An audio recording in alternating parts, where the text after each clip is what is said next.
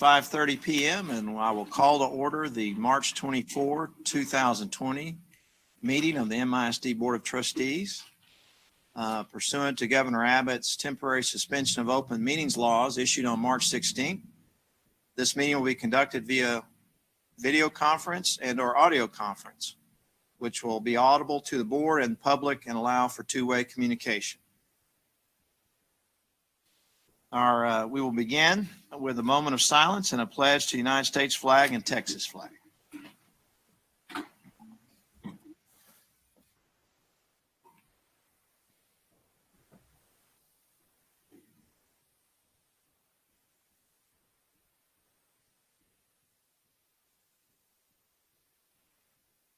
Thank you. I pledge allegiance to the flag of the United States of America and to the republic for which it stands, one nation, under God, indivisible, liberty and justice for all. Honor the Texas flag. I pledge allegiance to thee, Texas, one state, under God, one and indivisible. All right. Thanks, everyone, for joining us online. These are interesting times, and we appreciate your interest and willing to listen in on our meeting this evening. We're about to go into public forum, and we've got our technological steps in place. If you'll please bear with us, we hope that everything goes smoothly, but if you'll bear with us, we'd sure appreciate it. Turning now to public forum, there are 9 people who have signed up to address us. And the first one that we'll call upon to address us over the phone is Christine Foreman, representing herself. Her topic is Thank Board and MISD for Response During COVID-19. Ms. Foreman, welcome.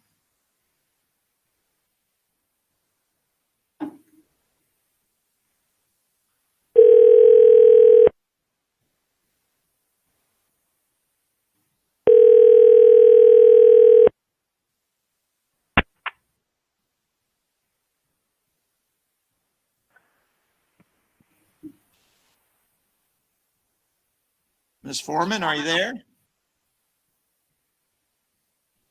Yes, I'm here. Welcome. Thanks for joining us. Thank you. Thank you. Good evening, Board President Davis, school board members, and Superintendent Riddick. Can you hear me? Yes, loud and clear. Thank you. Okay. I need to mute my live stream because it was echoing. Okay. I just wanted to comment tonight publicly for not just you as the board members and as our district leadership, but also my comments are for each educator and support staff member who have been leading the work that you've been doing over the past week. As you said earlier, these are unprecedented times and no one could plan for this, and I think MISD and your educators and the staff members have reacted in a way that has benefited not only my family, but our community and all of the students. I just want to thank you for the efforts that you're making, and we see that you have met the challenges before you by not only feeding our students, but also by supporting your staff who are in turn supporting and continuing to educate our students. And I just wanted to let you and everyone who's listening tonight and any teachers, educators, support staff in MISD know how much as a parent and as a community member, we truly appreciate what you're doing and what you'll continue to do, because we know that you're doing it in the best interest of our students and our community. So thank you.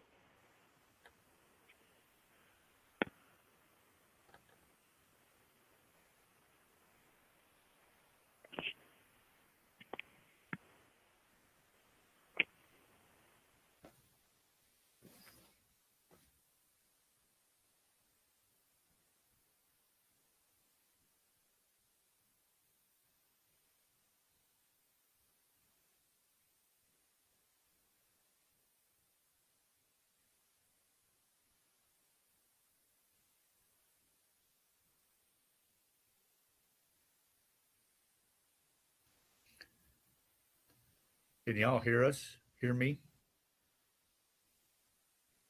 I think so.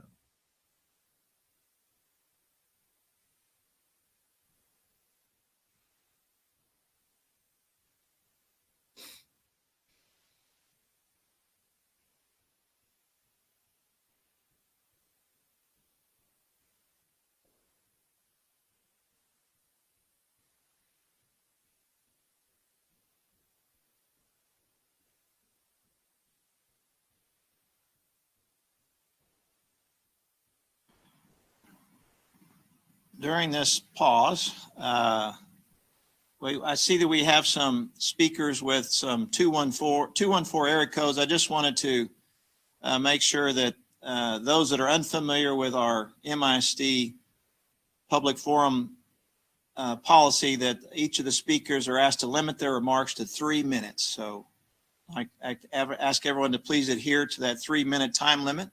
Mr. Murray, our board secretary, will monitor the time and warn you if a warning is necessary. Thank you.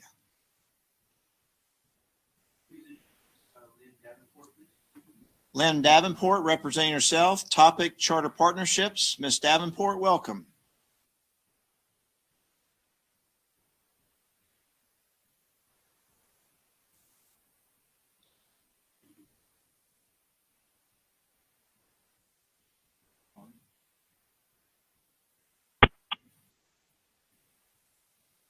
The screen indicates that we're calling her now. Ms. Davenport? Can you hear me? Now we can. Welcome. Okay, I'm going to turn the, I can't get the feedback there. Okay. All right, so good evening, Superintendent Riddick and the Board of Trustees. So I'm a Dallas resident. I'm a parent of children in Richardson ISD, and I've been advocating at the federal, state, and local levels on behalf of public schools and students and teachers. And so I've been researching for the last few years this experimental Senate Bill 1882 charter partnership. And I've also been researching the System of Great Schools partnership with TEA and Midland ISD and Catawba, which of course, as you know, is a social impact firm out of New Jersey. So I was supposed to fly there today, and unfortunately, this agenda item number 6 has not been tabled, even though there's this COVID crisis going on. So I'm just going to tell you, I'm going to give you some warning signs of what's going on with Mike Miles and your initiative to partner with him and the Third Future Schools, his charter partnership. There are way too many questions surrounding this patronage system that brought Miles and his Colorado charter model to you, which is Third Future Schools. And now, just a week ago, he filed it to be an entity with the Secretary of State in Texas. So this is a charter school in Colorado, and now he's got the new entity in Texas. So I think you need to examine whether it's even a legitimate transaction since it's only a week old. I want to know, too, have you vetted this charter success of Mike Miles? Because if you look at his track record, it should be questioned. Harrison and Colorado reversed most of his policies because they did not work. And DISD had their highest number of failing schools under his leadership when he was the superintendent in Dallas. His Destination 2020 was an outright failure in Dallas. It cost tens of millions of dollars in waste. And also he's connected to this patronage network with Mike Morath at the Texas Education Agency. If you look at the address of the filing of his Third Future Schools in Texas, it's a bogus address in Austin of a co-working station. So I think you need to look at that. And I'm certain that there were procurement issues with how the procurement was done on this. Was there open bidding? You need to be transparent about that with your taxpayers, because there is a procurement process for a reason, so that you can't steer contracts to buddies. And if you look at the 3 charter partnerships that you've got going with Idea Charters, with Third Future Schools, and with Young Women's Leadership Academy, those are all experimental plans that you have under Senate Bill 1882. And if you look at other districts who have done this, like Waco ISD, they are not seeing marked improvement in their schools after doing these experimental partnerships. So I think you need to get back to the basics and look at lowering class sizes for these campuses that are vulnerable under state takeover.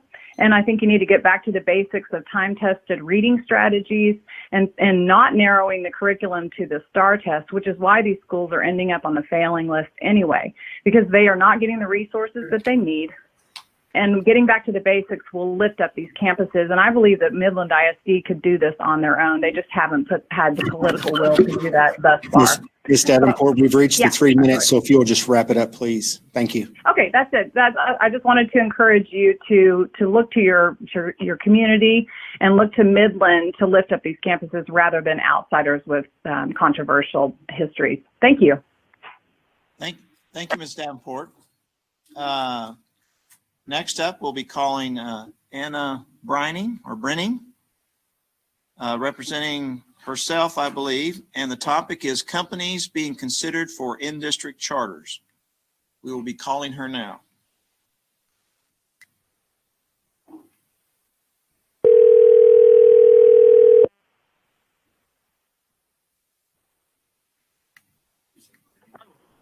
Yeah, Brinning.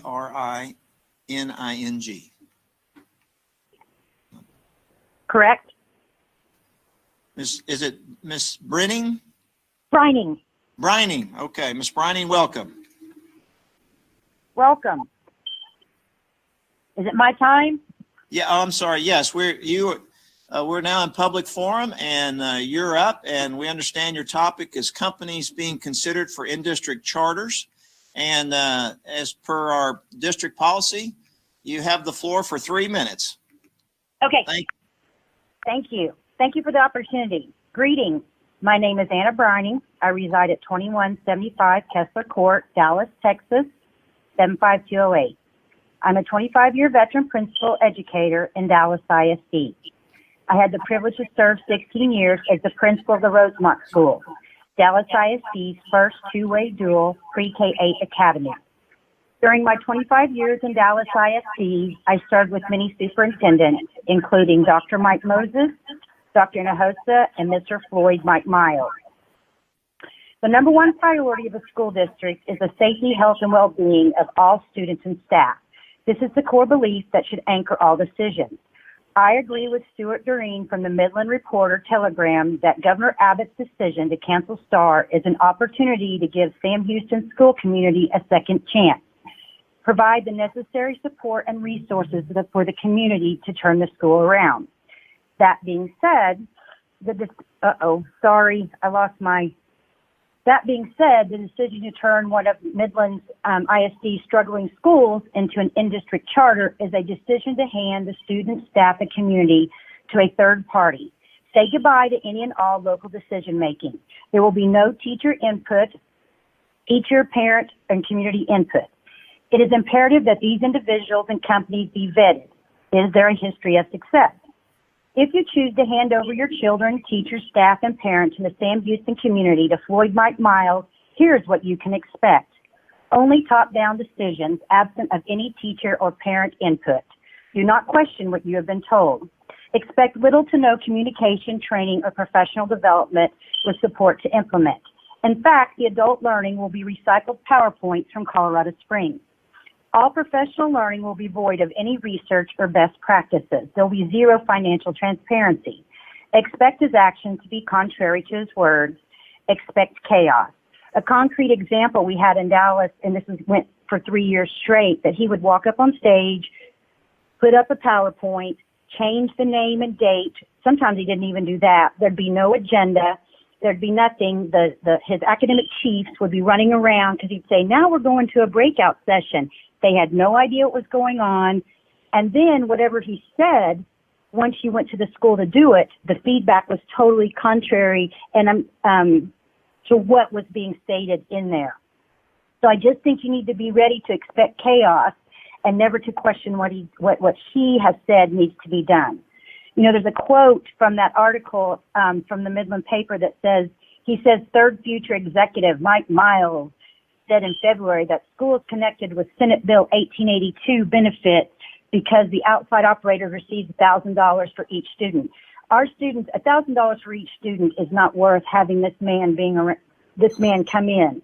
That Sam Houston community, given the time and resources, can come together and give them the opportunity, give that community the opportunity. The extra $1,000 for students will be spent in legal fees defending Third Future. I just ask you guys to do a quick Google, DuckDuckGo, and find out what this man has done in Colorado Springs and Dallas. Thank you for the opportunity. Hello, Orlando. Good to see you. All right, That's Ms. it. Marty. Okay.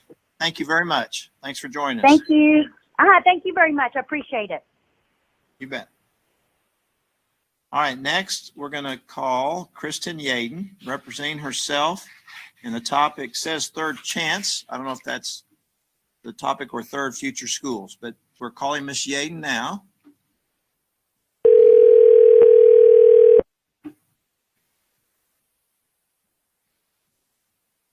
All right, next we're going to call Kristen Yaden. Miss Yaden?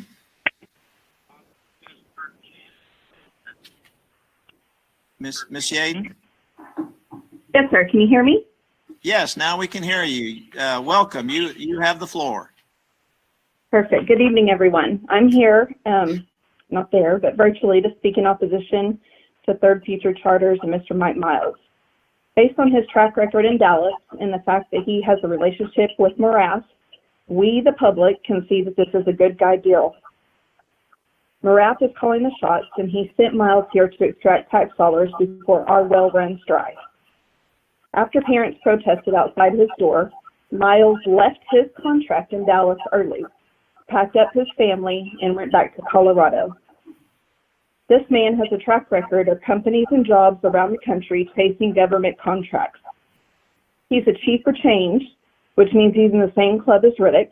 He's also a Broad-trained superintendent, which means he's in the same club as Rajiv, MISD's consultant. Anyone noticing a pattern?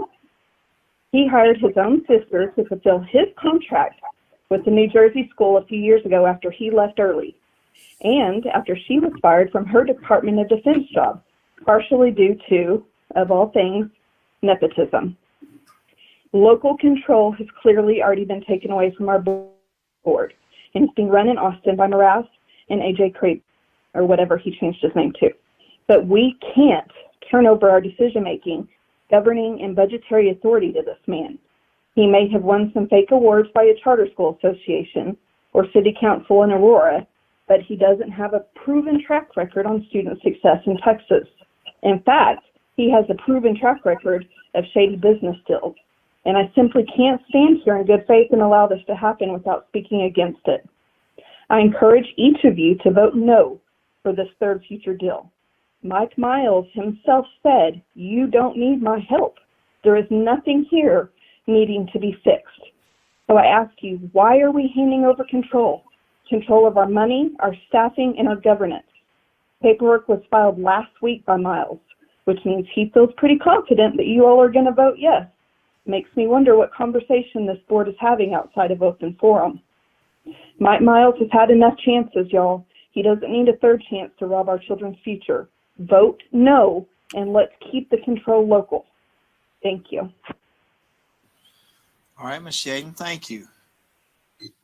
The next person we're going to call that's signed up for public forum is Lori Kirkpatrick, representing herself, and the topic is Third Future Schools.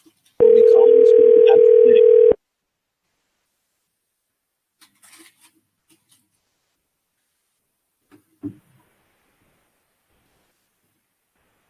Hello.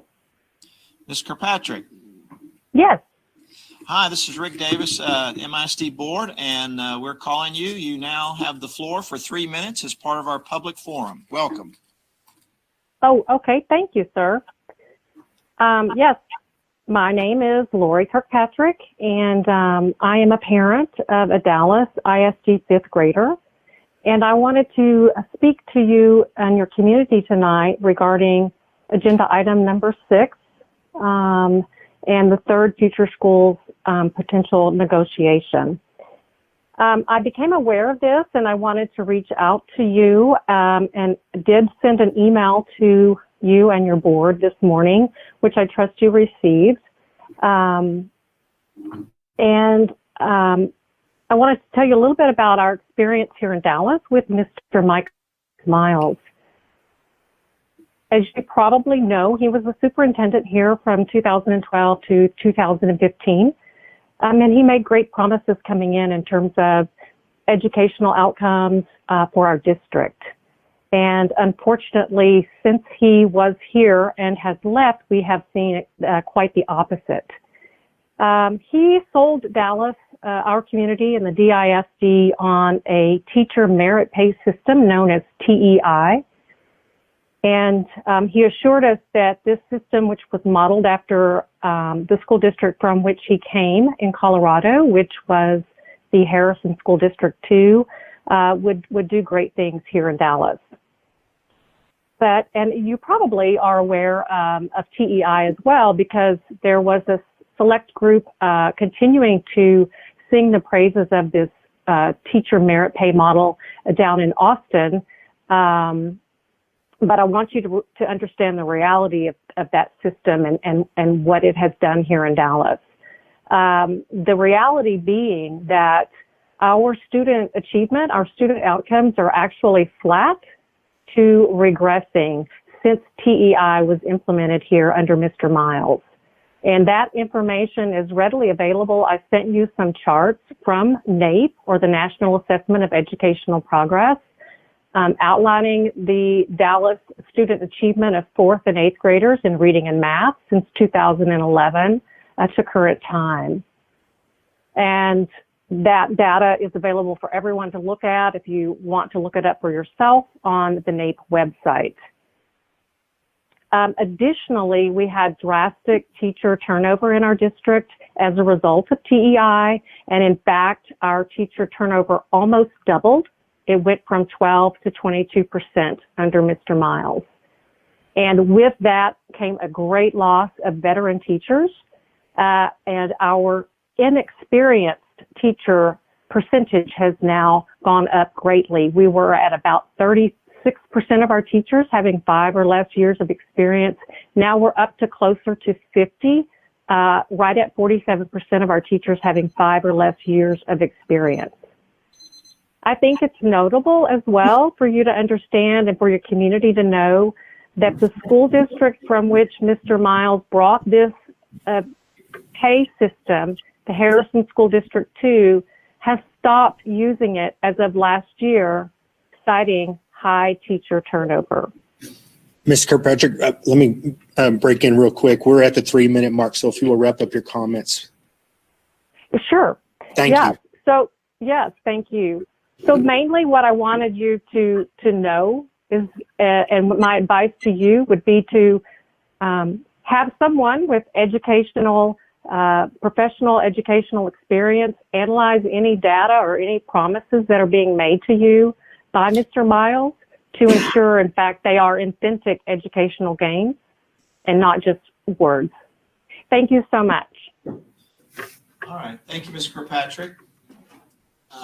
Now our next speaker signed up is Halston McCullough, if I'm pronouncing that right, representing herself. And the topic is thank you for creating partnership with young women's. We'll now be calling Ms. McCullough.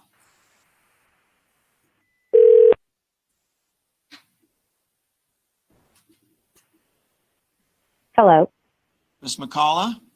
Yes. Hi, this is Rick Davis with the MISD board, and we're calling you. We're now in public forum, and you have the floor and have 3 minutes to address us on the topic of thank you for creating partnership with young women's. Okay, thank you. Good evening, board and Superintendent Riddick. I just wanted to say thank you for thinking outside the box and partnering with YWPN to bring YWLA to Midland. My child, Lauren, is in the 6th grade and is flourishing in this school. She loves going and is incredibly sad that she is missing right now. I have no doubt that every single one of her teachers loves her for her and allows her to just be Lauren. They check on her and go far beyond the basic curriculum to meet her needs. I am so thankful for the culture of this MISD school and how uplifting it is. The positivity radiates from administration to teachers and throughout the students. When I go to her events and competitions, I notice how diverse her school is. Lauren tells me about other cultures and languages that the girls all come with, and she is so interested in. I love that she is getting the opportunity to be around other girls that work hard and set high expectations for themselves. Lauren thrives in math and science, and I love that she has the opportunities that other junior high schools have here in Midland. She is in robotics, choir, math counts, and DI, and loves every minute of it. I am so grateful that this school embodies the whole child and not just the academic side of her. I absolutely believe in public education, as I am a teacher in a public school here in Midland. I am thrilled that we have an in-district charter serving the needs of our MISD kids. Our kids need options, and YWLA was the perfect choice for Lauren. This truly has been an amazing opportunity for her. I can't imagine if she wasn't at YWLA. So again, I just wanted to say thank you for allowing Lauren to have a choice to find the school that best fits her needs. Thank you all. Thank you, Ms. McCullough. Thank you for joining us this evening. All right, next person signed up to address us in public forum we'll be calling is Sarah Burleson, representing herself, and the topic is middle schools. We'll be calling Ms. Burleson now.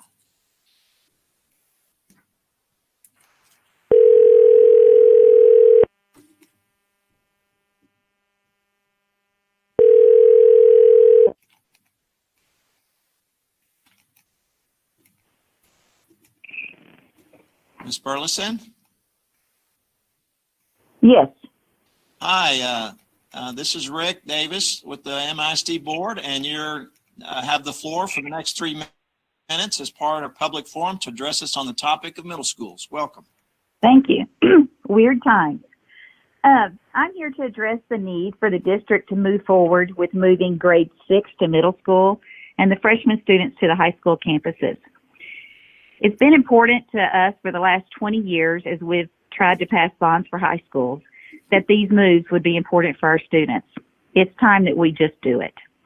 This is not a public opinion piece to education as it is an administration decision. We need to do what's right for our students.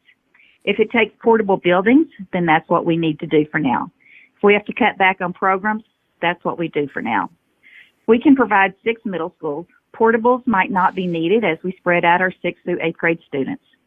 The high schools will need portables. The practice fields at Lee can hold portables, and we can build sports practice fields off campus in the space that was designated for one of the new high schools by the sports stadiums. We can put YWLA portables out there as well, so they have use of track for PE, etc. Or YWLA can stay where they are for now, if there's room to grow. Midland High has a larger problem with adding portables, but a few can be squeezed in. Lee might need to hold more students than Midland High School if portables do not fit. Many districts have different UIL levels of high schools within a district. While we do these adjustments, all boundaries across town need to be redrawn to equalize all the campuses. I know these will take very tough decisions, but if we're looking out for the best interest of our students, we need to be able to make these tough decisions. Thank you. Thank you, Ms. Burleson. Now, the next person signed up to address us is Allison King, representing Ben Milam, with a question mark, and the topic is Schools of Choice 1882. We'll be calling Ms. King now.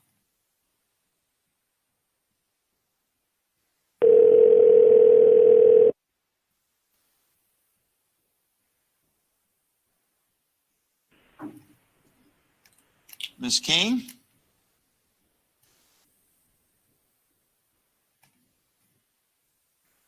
Ms. King? Yes, are you there? Yes. Hi, Ms. King. This Hi. is Rick Davis, and you're the next speaker in our public forum, and you have 3 minutes to address us on the topic of Schools of Choice /1882. Thank you, President Davis and the rest of the board. I am a MISD parent, and I've lived in Midland for 18 years. My children have attended MISD schools since kinder. I have one in sixth grade at Bowie, which is a school of choice, and a junior at Midland High. And by the way, they're both missing their schools and friends terribly, so thank you for everything you're doing during this break. Unlike some of the other public forum speakers this evening, I am not a resident of another community that is calling in to meddle in what's happening in Midland. I'm a resident of Midland. I'm an advocate of public schools and have chosen to invest my time to make sure that we're putting our students and families first. I am a board member of the Ben Milam International Academy, which is another partnership school of choice. We must continue to grow the number of high-quality seats in the district through local partnerships and more schools of choice. I'm excited by the possibility of 2 new partnership schools in the district, both with a proven track record of success and innovation. When an opportunity to improve school presents itself, we need to seize it. These partners will be working with the current Travis and Sam Houston students. They are not kicking out the students and then cherry-picking new ones. Both IDEA and Third Future schools have shown strong past performance, and I'm confident they will continue that trend here in Midland. There seems to be a common misconception that partnerships are privatizing schools. This is false. IDEA and Third Future schools are nonprofit operators that are accountable to the MISD school board. In fact, as you know, the board is responsible for holding them to a performance contract, and they must meet high academic and financial standards to remain open. These schools still operate as part of our district. They simply expand parents' choices rather than limit them. The dedication that I have seen firsthand with Ileana Brumia, the executive principal of Ben Milam International Academy, has been amazing. She is putting forth all the effort that she possibly can to help her students succeed, and that is why I continue to serve on her board and advocate for more partnerships. There also seems to be a lot of noise about dangers of school districts partnering with other nonprofits to expand education opportunities. I believe it's fear of the unknown, and what we do know is that if we don't make changes and charge forward with innovative ideas, we're guaranteed to continue down the path we've followed for many years, and that path has ended up failing some of our children. As a district, I know that Midland is committed to providing choices so parents can select the best schools for their children. We need to continue this positive momentum through partnership schools, and I am excited about the opportunities that these schools will provide our students in Midland. I could sit back and be skeptical and critical of change. However, I am choosing to get involved and educate myself and help improve education for Midland kids. Thank you. Ms. King, thank you very much for joining us. Our next speaker that's signed up to address us is our final speaker for the evening, Grant Billingsley, representing the Scarborough Foundation, Inc. Topic, district efforts to improve student academic outcomes. We'll be calling Mr. Billingsley now.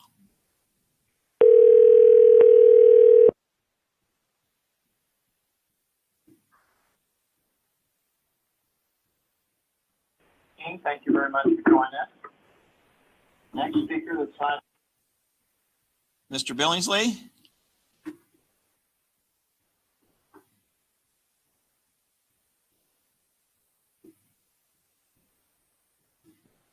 Mr. Billingsley?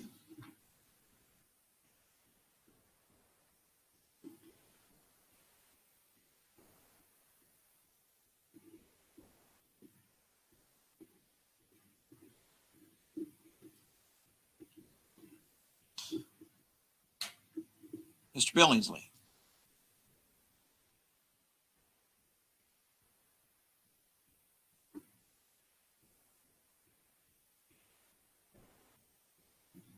All right, we're going to call Mr. Billingsley back.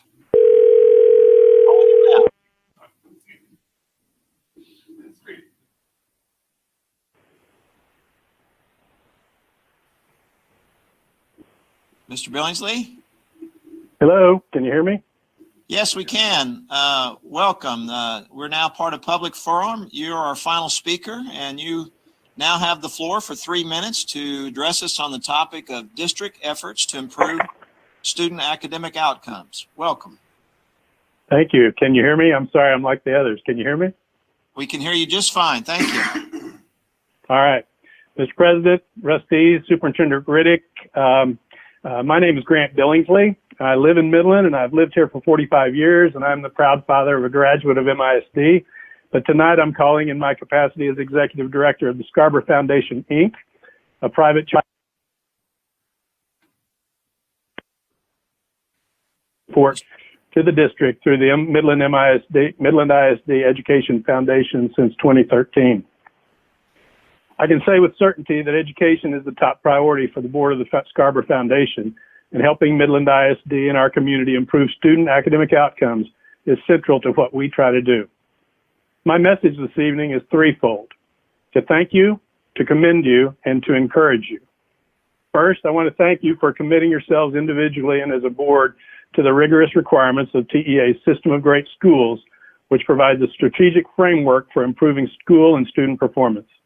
Thanks, too, for your participation in the Lone Star governance process and the accompanying goal-setting, performance measuring, and regular public reporting that provide a roadmap for you and our community about the path to more and better learning for our students. Second, I want to commend you on not only being open to new opportunities in learning, but for the fact that you have embraced and are implementing new approaches like in-district charters, using local as well as third-party providers, like involving high-performing charter management groups who bring innovative approaches to our students, and also for promoting autonomy for proven performers among our local campus leaders within the MISD system. I think it is fair to say that our schools and our students have a ways to go to achieve the goals you have set for them and to match the performance of our peer districts in Texas.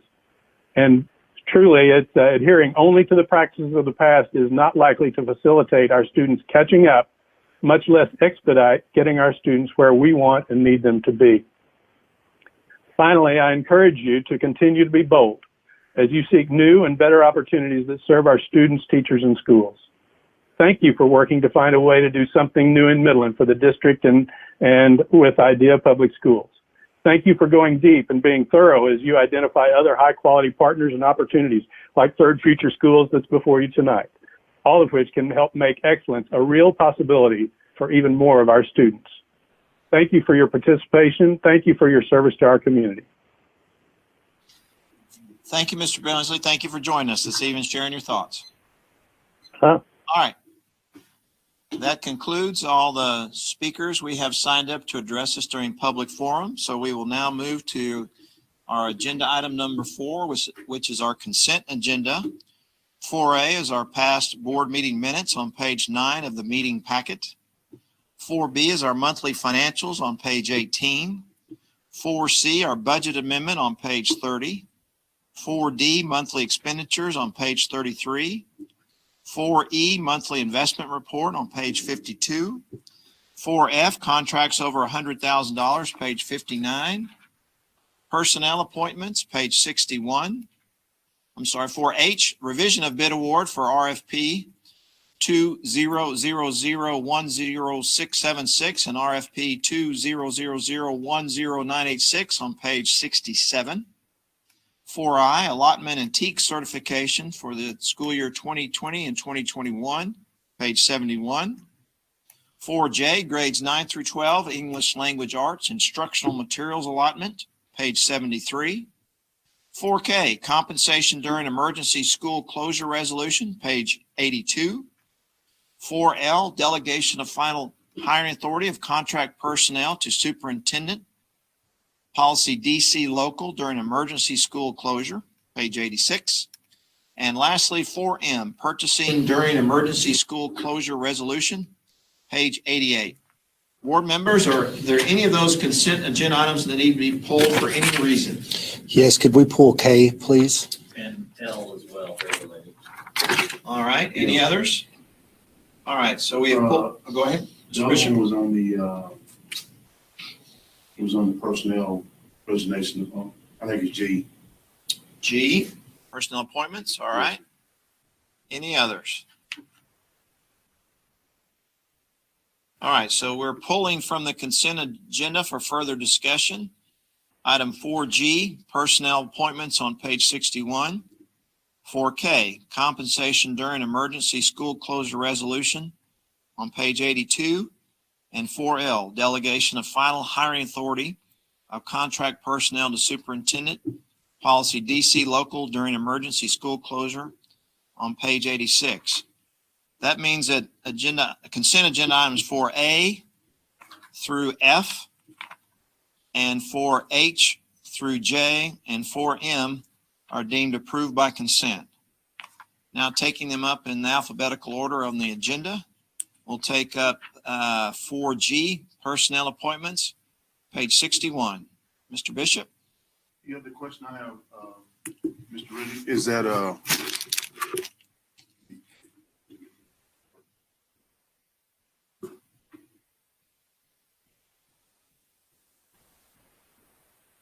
one of the questions I was wanting to ask is, I noticed we had some resignations like in February and a couple of them in February. We just want to know what, and then one in March. Is this something that spouses got transferred, or we just let them out of their contract? Or do you know the specifics on that? I know one of the things that we do around the specifics of it is an exit interview that staff members are able to conduct via K-12, a third party who gets that information and doesn't share who it's coming from, but the internal workings as to the why, as well as a face-to-face opportunity with our HR staff. I know that there's some pieces in there where staff members, spouses are being transferred, so we are seeing what that looks like, and that there may be an uptick around that. I don't have any of the other specifics that wrap themselves around it, other than the mission that HR has in regards to ensuring that one of their goals that they're meeting is around retention and getting to some of the whys in regards to these staff members who are ready to exit. So typically, if a staff member has several factors that are taking them out of our community for whatever that reason might be, we will let them out of their contract. If there's something else that plays into that window, we do go after the certification of those individuals who are leaving as certified employees. We do that with the State Board of Education and certification, and look to place penalty in regards to breaking what a contract could look like. And you will get those through HR on a regular basis if that is occurring, that is happening. Without a specific example for some of those individuals, HR, I can have Mr. Bailey reference what that could look like. But I will tell you that I know that his goal is to reduce what that resignation piece looks like. I would tell you that his numbers are at this point are pretty solid around what that could look like for us at today's date. And I can have him address at a later date via email to the board. Okay. There's a question that sits around specific staff members. Again, I just seen some in February, I believe one in March, where people have actually exited early and just wanted to. Right. If it's an early exit, leaving their contract, if they're moving out of the area, if it's health related as well, or there's a medical circumstance with a family member that requires that they step out, they present a number of factors to HR. And based on that, they look at what that looks like, whether there's a note from a physician that certifies that, or from a spouse who's transferring out of the area, a note from their employer that shares that information, and we release them out of their contract. If it becomes any kind of discrepancy around that, whether someone's just wanting to exit and resign day one and not return back day two, we do go after that certification if you don't have any of the valid reasons that express that. Okay. All right. Thank you. All right, this is now a potential action item. Motion by Mr. Trischetti, second by Mr. Bishop on item 4G, personnel appointments. Any further questions? All those in favor, please raise your right hand. And we can see Mr. Kennedy on the screen, so it is unanimous. We have all 7 votes in favor of the motion. All right, now turning to the next consent agenda item that was pulled, 4K, compensation during emergency school closure resolution. Information's on page 82 of the meeting packet. What's it? Yeah, that's mine. Mr. Murray? Yeah, so thank you, Mr. Davis. First off, I just wanted to not brush over this as in a consent agenda item because I think our staff and all employees, all employees of MISD are so important to us. And so I wanted just to make sure that we recognize the groups that are in here. And I got a comprehensive list today, but I thought it might be good just to note that we're looking out for all MISD employees. You guys have done such a great job. We appreciate you guys that stood in the gap for us when we're trying to feed and get food to all these children, both breakfast and lunch, as well as all the volunteers too. but you cafeteria workers that have put in extra hours to make that happen, our custodial staff, our office staff, and all the bus drivers, everybody else I might leave out. But I wanted to take this opportunity just to say we really appreciate you, and this is the least we could do. But I just wanted to make sure that we got that recognition in without glossing over it in just a consent agenda item. I did over what Mr. Murray said. It's very appreciative on the work that's been done by the mentioned people that he mentioned in his note there. But it's not to go unnoticed on the appreciation of the work that the community has pulled together with the district and made this happen for our students first and foremost, and also all of our employees and our long-term subs as well. So it's very much commendable. Thank you.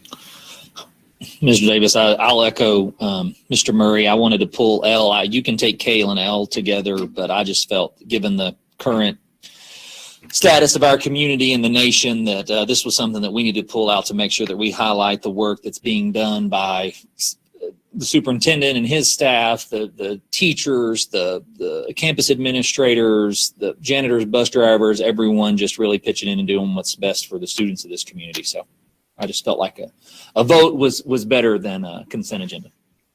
I'd like to voice my approval too and appreciation, because it's really hard times, and it shows in these hard times how we pull together. And I really do appreciate all the hard work.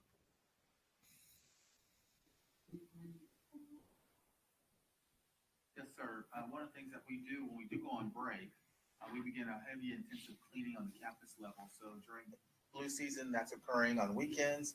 And as we launch into Thanksgiving and Christmas, so those were occurring as we launched into this new COVID-19 coronavirus during spring break. That began disinfecting and heavy deep cleaning of campuses, which is still ongoing. We had to work a little bit because as we were cleaning campuses, we had staff members who were coming back into the campus to gather things like they would typically do. And we've had to restrict what that looks like so that we can now virtually work from home while we continue to clean campuses and give the building time to rest and settle and remove what bacteria sit there. That's definitely a health and safety issue. It is. And so we have, fortunately during our time as well, where we have other departments supporting departments. So our bus drivers are not driving buses. Excuse me, my mic was not on. So the support that we do throughout our cleaning, we're doing heavy disinfecting and cleaning during this time. So the support that comes with that happens from our bus drivers who are supporting our custodians in the cleaning as well. So we're trying to make sure that we get everything prepped and ready as we get ready for the time in which our students may return. So I just want to continue to echo some of the comments that are made here. So it's a trying time for the community, for our students. It's amazing what the district's done to reach out for children so they can continue to be fed. So it's a good time for Midland to notice that the wonderful and beautiful place you live in and how caring people have been. So I want to also note that I've seen a lot of some posts and some comments have been made by parents as to, how much they miss their kids being in school. And I've also seen kids express as to how they miss school. And, it brings me a little bit of a sad time when I hear a young child say they're missing school. And so during this time that we're facing this COVID-19, we ask you to stay strong and continue to do your due diligence to try to stay busy and safe and happy. And so Midland ISD is doing everything they can to assist you during this time. Mr. Davis, one more comment. I left out a really important group. Mr. Riddick, you and your staff in administration have done an outstanding job. And I listed off everybody else a while ago, but you guys have done outstanding work. And I wanted to direct that to you guys too, because I appreciate the planning and the attention and the daily updates that you've been giving for the school district and for the city. Appreciate that. Staff has done a tremendous job. You'll hear a COVID-19 update from Chief of Staff, Dr. Katie Atkins. But to think that we were able to get food delivered and start from coming out of spring break on a weekend and get deliveries ready to start at 7:30 a.m., the start of the week, and to know that the staff has taken the time to be as diligent and put as many practices in place to deliver an entire academic plan for 27,000 kids over a week to make that a deliverable going into today as well. So they've done a tremendous job, and I want to personally thank Elena Ladd of Communications, Dr. Katie Atkins, Chief of Staff. I want to thank Imogene Douglas, who's our Director of Nursing, as well as Jill Rivera, who have led large components of this work over our teaching and learning. So thank you to those ladies, and I appreciate that, Trustee Murray. Well said, Board. This is now an action item. 4K, compensation during emergency school closure resolution. I move we adopt this resolution. Motion by Mr. Kennedy, second by Mr. Marquez and Mr. Fuller. Any further discussion? All right, with the thanks to the board, we'll now vote. Please raise your right hand if you're in favor of this motion. It is all unanimous. Thank you, board. And most of all, thank you, staff. Thank you for everyone pitched in during this time. We very much appreciate you. All right, next item is 4L, delegation of final hiring authority of contract personnel to superintendent, policy DC local during emergency school closure on page 86 of our board packet.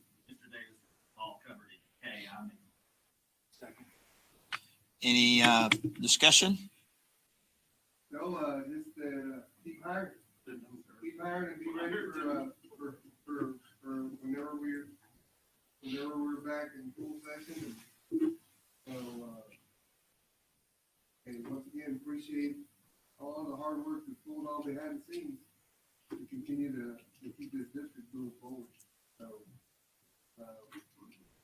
hard to, it's really hard to put words to it, but there's extremely a lot of good work that goes on behind the scenes. So, and I think the community has seen some of that these weeks in the past couple of weeks that Midland ISD has really done a lot of bit for this town. So, thank you.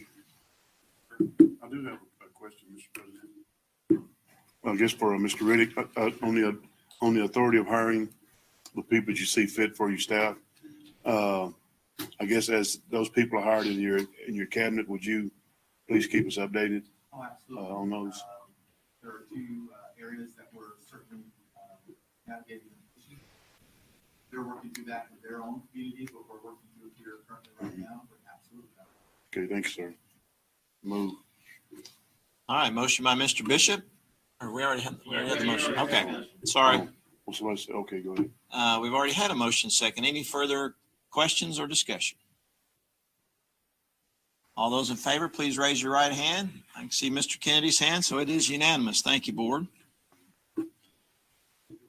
All right, now turning to district reports, item number 5A, board goals, specifically goal progress measures 3.1 and 3.2. Ms. Rivera, I think you're going to join us from our virtual production station. Yes, sir. Welcome. Thank you. Are you able to hear me? We can see you and hear you. Oh, perfect. Good evening. So thank you so much for the opportunity tonight to present and be with y'all virtually. So Mr. Davis, board president, fellow trustees, Mr. Riddick, tonight I'm here to present goal progress measures 3.1 and 3.2. These are goal progress measures that actually monitor our progress toward goal 3, our graduation rate. I'm very excited to be here to be the one delivering this presentation tonight. Normally, Mr. Horner delivers this good news, but unfortunately he's ill. So I gladly stepped in and am excited for you to see the progress we're making in regards to 3.1 and 3.2. So goal progress measure 3.1 is the percentage of first-year freshmen that leave ninth grade with Algebra 1 credit. And we started at 79%. We want to be at 91% by the end of this school year. So when you look at the chart on the next slide, what you can see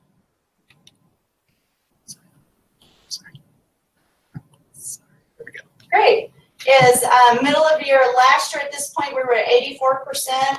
I'm so proud to show that middle of year in 1920 we were at 90%. I really want to take the time to brag on our freshman school principal Shannon Torres and Judy Charlton. They've got some great systems in place that are really helping kids stay on track. We know that Algebra 1 is a gatekeeper for graduation, so the more students that we have earning Algebra 1 credit, we know that that will attribute to a higher graduation rate. So really excited about the progress that we're making here. Transitioning into 3.2, these again are our ninth grade students. Wait. Yes. I always scold you. I want to compliment the results this time. Okay, then I want to stay here a little while. I note that last year at middle of the year, our numbers were 84%, and we improved it to 86 by the end of the year. So we are at 90% of middle of the year comparable numbers this year. And so that looks very optimistic for meeting or exceeding our goal of 91% for the end of the school year. So thank you, and thanks everyone who helped contribute to these numbers. And we look for a good report at the end of the year. Thank you. Yes, sir. We're on a good trajectory to meet that end of year goal. So excited about 3.1. All right, thank you. 3.2 is again looking at our ninth grade students, this time looking at earning 6 or more credits by the end of that freshman year, looking from 79% to the end of this year at 88%. So when you look at our chart for 3.2, we are at, that's okay, middle of year last year, 80%, and then this year we're at 84%. So we've already gained from where we were at this point last year, within 4 percentage points of our end of year target. So again, I think we're right on track to be able to meet that end of year goal due to the systems of support that are really in place at our ninth grade schools. So lots to really be excited about with first year ninth graders and the progress that they're making, which we know will attribute to a higher graduation rate when this class graduates. If I'm reading it correctly, then your middle of the year numbers have already exceeded your end of year numbers from last year, which is as it should be. So congratulations again on this, and thanks to everyone who helped contribute to these numbers. And we look forward to a good year-end report. Yes, sir. Before I transition to the next part on the reports, it's not my presentation. I just want to put on the radar that we need to have a board workshop coming soon for Lone Star governance updates, revisions. As we report these goals in 2020, that was kind of our last year and our first rollout of goal planning and progress measures. So I just want to make sure that we keep that on the radar, and once things settle down and get a little more solidified, that we come back together to really look at the work for the next 3 to 5 years. No, you're exactly right. When we first embarked on this journey, we set a 3-year goal, and that, or 3-year school year goal, and that school year ends this year. And so we do need to reconvene at the appropriate time. And I think it was very productive last time.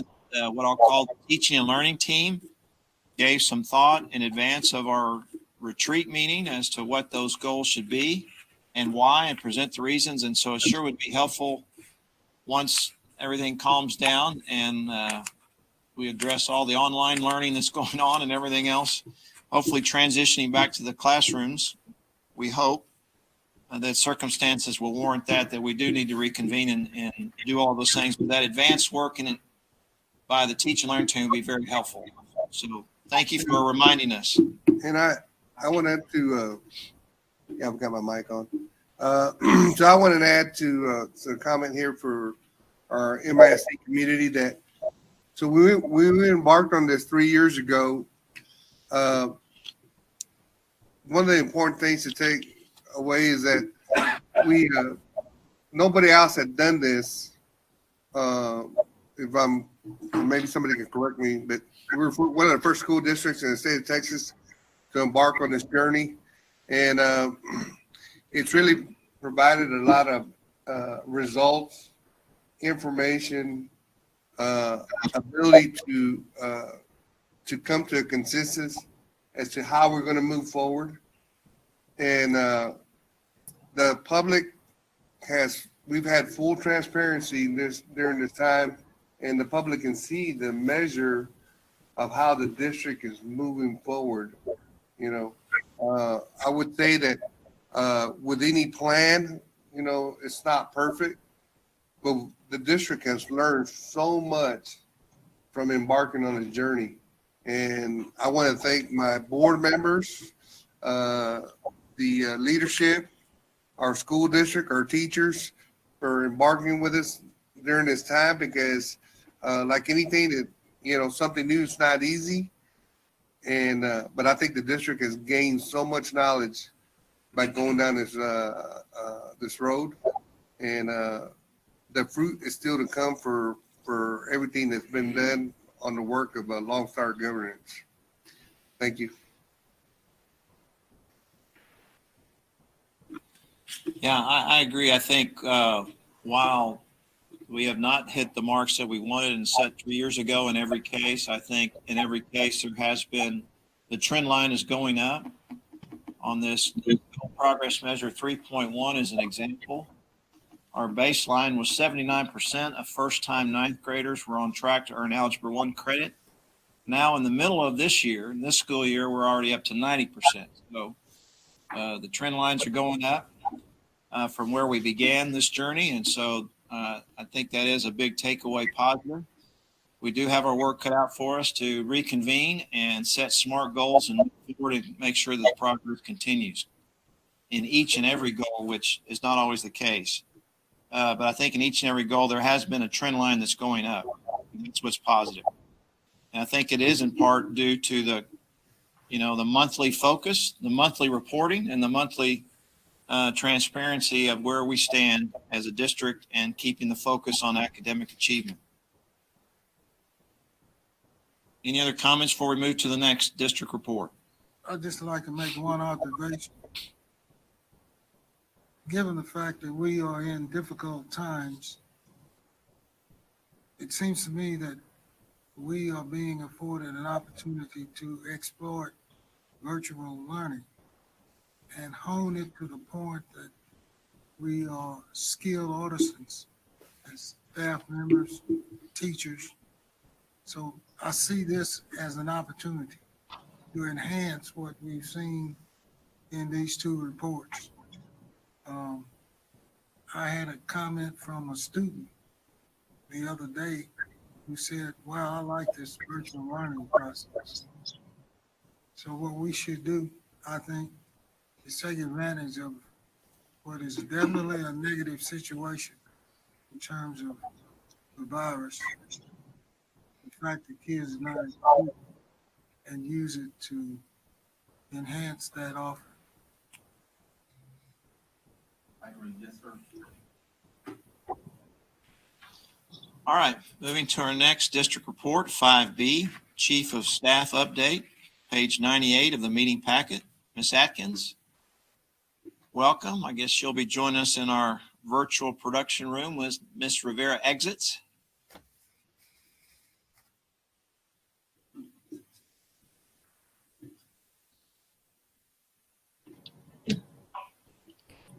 Ms. Atkins, welcome. Hi, thank you. Glad to be here. So this is my first time to present to this board, and I'm very glad to do that. Those just joining us, my name is Dr. Katie Atkins. I am the Chief of Staff here at Midland ISD, and I'd like to talk to you all a little bit about our response to the COVID-19 situation and our responsive efforts in the wake of this situation that has impacted not only our community, but it's impacted our state, it's impacted our nation, and now it's impacting our country and our countries around the world. So throughout this plan, we've been very calculated in the way that we have moved forward and the way that we have mobilized many different groups at a really in a very quick way. It's been truly a collective effort among everybody in the district as well as the community, and it's been developed and redeveloped and will continue to be refined as time goes on. But the initial phase of this was really developed within 1 week's time. And so that's something that I do appreciate it for the response from the team to make that happen. So the first thing that we talked about, the things that we were really wanting to make sure we had in place for our students was, first of all, foremost, their safety and their well-being. So our first phase of this was to talk about our student meals. And so we first started off with making sure that we had breakfast and lunch served as quickly as we could. We started on the second day of the school closures. Those have been served for students 18 and under. We're serving breakfast, we're serving lunch. We utilize a drive-through model, but it also allows for opportunities for people to walk up. But one thing that we do know in the wake of this situation is that we do need to maintain that social distancing. And that's been something that has been communicated to us through a number of venues, not only our health officials, but it's reinforced by our city and county officials, so that we're making sure that everybody is safe in that regard. So what we did implement was a drive-through process where people could drive through their car, they could get their meal and then depart the facility, depart the campus. We also had the same thing in place for our people who are walking up, collecting the meal, and then being able to depart and move along that way to continue the social distancing. At these sites, we also have our Director of Health Services, Imogene Douglas. She's been training a lot of our staff on proper precautions to take in the wake of this COVID-19 pandemic. And so we're working really hard to make sure that our staff is minimizing their exposure and the people who are coming to us are minimizing their exposure, because we know this is a situation that we do take very, very seriously. Health and safety is at the forefront of what we're doing right now and maintaining our focus here. With that, we did make sure that we wanted to include and extend this service to a number of our sites. So as we had initially 27 sites, I believe, and we've now expanded it to 33, 6 of which are in now the counties that are too far for students and families to drive in to collect those meals. And so that's one thing that we've been evolving our plan in response to the situation and the need. Another thing that we did was encourage students and families who had absolutely no way of getting meals. They couldn't drive, or there was a health impairment, or whatever the reason that was extenuating. We now have 46 home deliveries for students and families who cannot make it to those sites. And so those 46 homes are visited twice a day, every day during the week, to give them breakfast and to give them lunch. We also have, so just to kind of give some perspective to this, the first day that we started this, we had on day 1, we served 2,257 meals. To date, we are serving daily 12,271 meals per day. And so we've been responsive to the increase of that. I really appreciate the work of our child nutrition service workers tirelessly serving there. We have a number of volunteers who have been very instrumental in helping us to kind of organize some of the drive-bys, the people who are coming through, making them feel welcome and facilitating that. So we do appreciate that from our community, as well as our staff members and our people who work in those areas. We've compiled all this information and we continue to update it whenever a new site is added.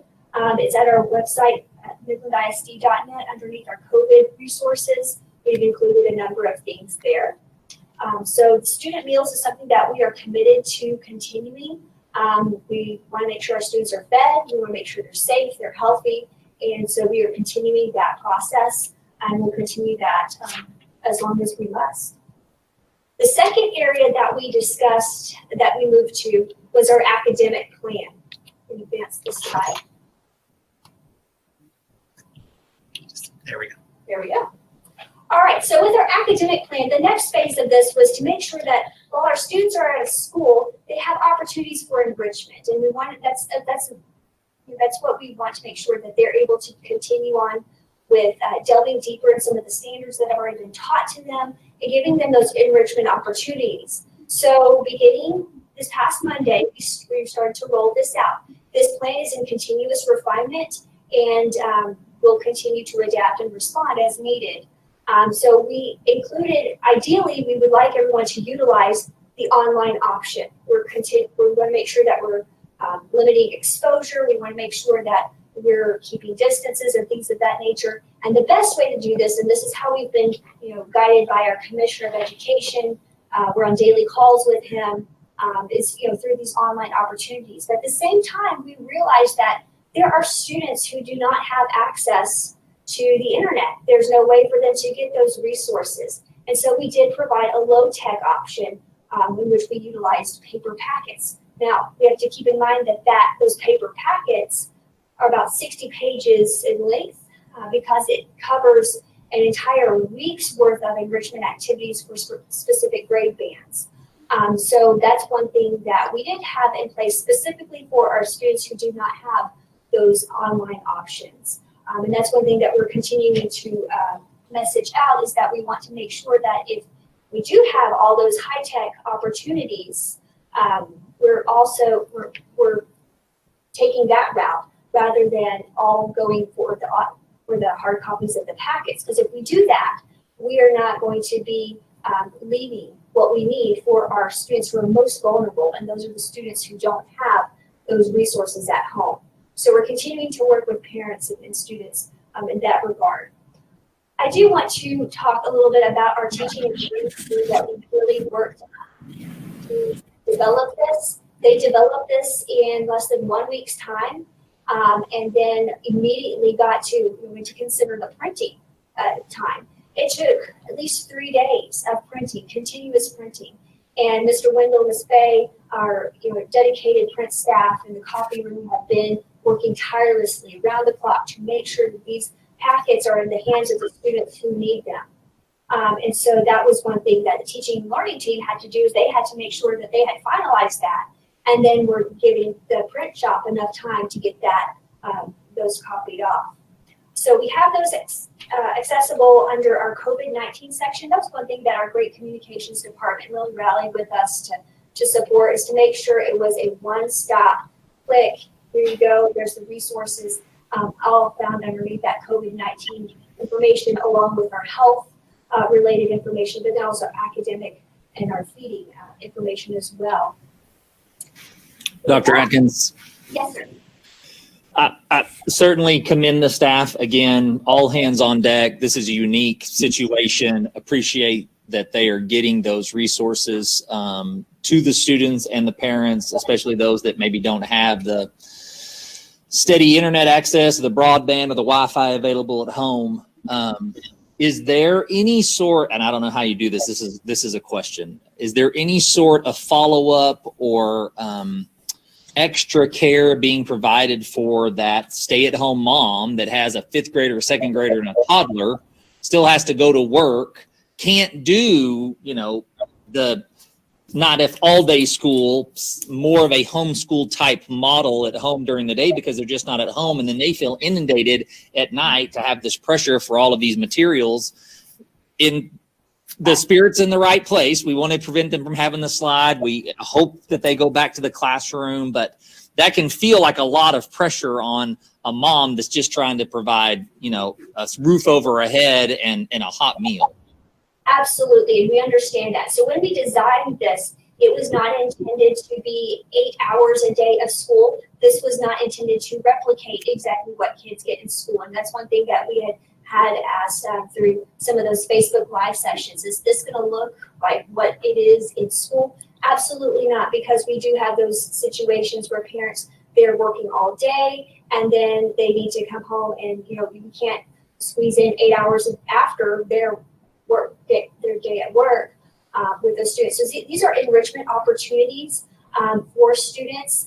For example, you might pick on one day, like, okay, today we're going to have a focus math and science, and then maybe their next day we might do some reading and we might do some writing and things of that nature. But we really just want to maintain that exposure to academics at this point, and that's really what we are asking.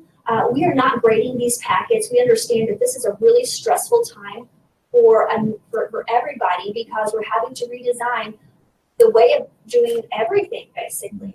And so we're really aware of that and responsive to that, but have not put into play an expectation for these to be taken for grades, that you have to spend X number of days or hours on this particular topic or things of that Just to nature. clarify, Dr. Atkins and Superintendent Riddick, chime in here if you want. The enrichment is, we want these kids to continue to learn, but these enrichment for opportunities are not, there is not a due date. I think that there is a misconception that parents feel like some of this is due back and there's going to be a grade. And I don't want to create a scenario where, Right. So we're working with our staff to measure that out exactly. Because we have some really good parents and some really good kids. And what they'll do is they'll want to complete every task in the book, right? So they're going to attack it. So typically what we've done is we've given parents something tactile to hold onto and return back. This is one that we're pushing out and speaks to Mr. Fuller's virtual statement, that this is a way that we want to give parents an opportunity to engage with their student, best case scenario as possible, or with a provider who's taking care of a student, best case scenario possible, to keep them in play. As we build the framework and move into what would be a phase one, which is assessing the landscape, we would then move into what would be a phase two if we were to establish a classroom that could support what this learning looks like. Right. And so our methodology in assessing the landscape is, how do we take care of a single parent who's working, who has a student who's at home, who has no internet and no tool? How do we navigate right? How do we take care of that student, and can we build something that has enough depth to take care of that student to move us on? So I would share that that's our mandate, that's the mandate given to the team. That's what they're striving for. If we can make that happen, we can hit a lot of other kids from that student forward. But I will tell you, nothing is going to be optimal. This is homeschool at its best, and it's going to be a challenge for both student and for adult at home. A young teen who's trying to navigate it for the family as well. There's going to be a lot of different models that we have that are occurring right now. But I would tell you that it's enrichment. It's designed to engage the student. It's not designed to collect all those things and return them back to your teacher for a grade. We will build upon what this platform looks like, and in every phase, we will share with families what we're expecting. for Dr. Atkins. Go ahead. Go ahead, Dr. Atkins, if you can move on. Okay, sure. So the academic plan will continue to evolve. That's how it is at this moment. The teaching and learning team meets daily and then goes about the work of what they are doing to continue to provide these resources and engage our teachers in the development of these resources. So expect that it will continue to evolve and adapt as we move forward. We also wanted to maintain that at this time, cleanliness of our facilities and our buses, really that deep cleaning of these areas is something that our custodial staff have been really in tune to and dedicated towards doing. And so we are having that done on our campuses, on our facilities, and on our buses, all the places where we know kids have congregated. And then when they come back, we will make sure that we're going to maintain that very systematic way of making sure that we're not just cleaning the building as we normally do, but also taking into those measures and those precautions that have been recommended by our health officials. One person we are in constant contact with also is our Director of Health Services, Imogene Douglas, and she is also continuing to remain engaged in what the CDC recommends, what we're hearing from our state and local agencies, as far as making sure that things are, once reopening does occur, that it is in such a state to where students are going to continue to be able to maintain that wellness and that safety. And so part of this, communication has been absolutely key in maintaining that fluid response reaction from us to our community, and also between ourselves and some of our local entities and our state entities. So we maintain those communications with our staff and our students. We have phone calls, social media outlets, frequent press meetings. We are also part of a unified command operation, along with the mayor and the judge and our health officials, so that we're all on the same page, because we want to all be a part of this solution, and making sure that we're all doing our parts together collectively, because it's going to take all of us to work through this in the best way possible for our community, for our kids.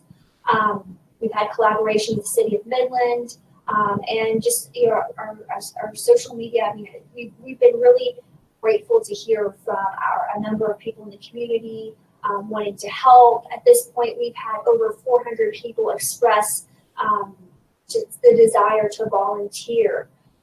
And now, of course, we're also having to consider that we have to limit the number of people we have volunteering as well, because we have to also now maintain social distancing to make sure that we're not congregating and things of that nature. So we really have Dr. Atkins, I'm sorry.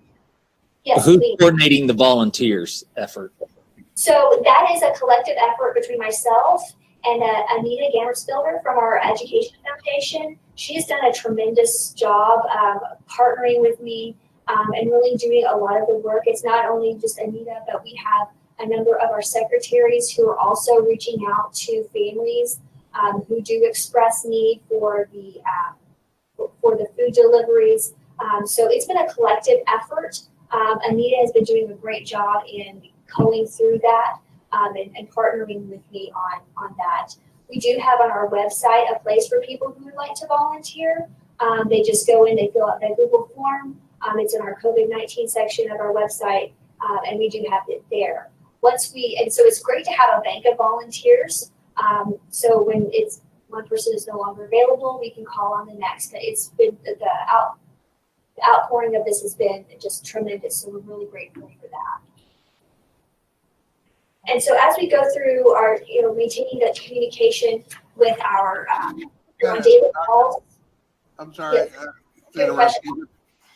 Part with the communication part, but so something I've heard, and it speaks more to the mental health question, of things that are going on because of the high concern of the COVID-19. But so, we really, communication wise, people that are having, thought that we're going to have a prom. There's a lot of social events that happen at the end of the year for the different groups within the, the year that's the 12th grade per se. And so is there something that so the community will know that is there something that we're doing to, to talk to everyone and see how, when we do come out of this, if there's anything that can be facilitated or just talking through the problem itself to assure them that, we would love to have the event, but, we have this, we currently have the challenge of the COVID-19, and I know it's important to students, because I've heard it, it's so important to them, the things that they're going to miss, and my heart breaks for that, for the student that's been working so hard to get there, and this might not happen, but so on that front, is there communication to the community and to them, to the particular students in that grade level, that's going to, just a reassurance maybe that of the situation at hand per se? Yes, so we've heard that through a number of venues, and that's definitely, senior year is when I know once you get in high school, you're just building up that senior year in your mind, even before you get to high school. Senior year is when it all happens. You've got prom, you've got graduation, you've got so many of these great things to look forward to.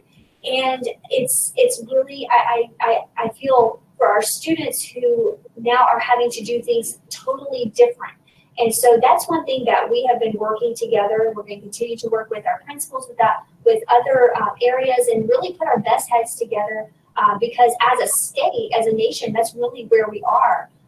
So we're going to really have to think of some creative ways to make sure that we're able to do those things. I know there's a lot of uncertainty about what will happen, what will not happen, will we be able to hold this event, not hold this event. And for students, that is, you know, that can be absolutely disappointing. And so that does not go unnoticed. That's something that is in our minds because it's not only, you know, the things that we always expected to do in a very certain way, just is normal. Everything about our lives right now been turned abnormal. So one thing that we are committed to doing though is making sure that we can keep as much normalcy in an abnormal situation.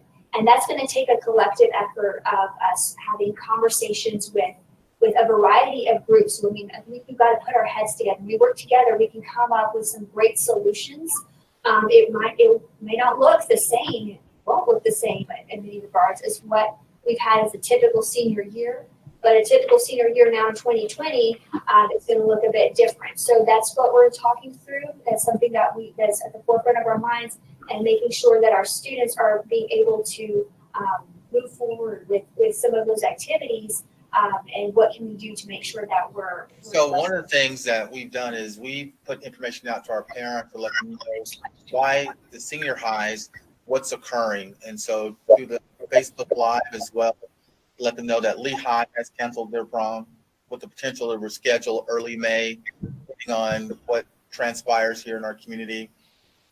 With Midland High regarding the prom, we know that the date is an April date that we potentially, that's still active until we get to a point in our community that we encroach upon it, that we do need to cancel.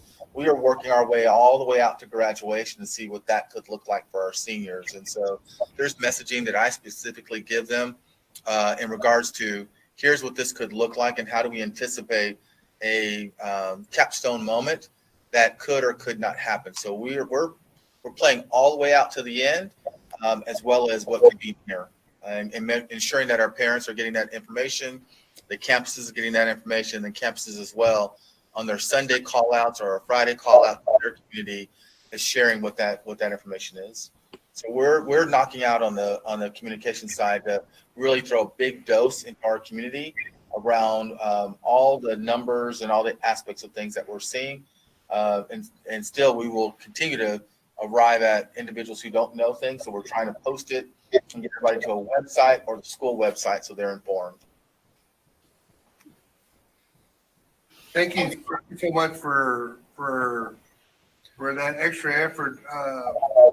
You know, once again, for our community, you know, just so you realize that the extra effort, the work that's going into to facilitate things, and you know, I know it's a trying time, and you know,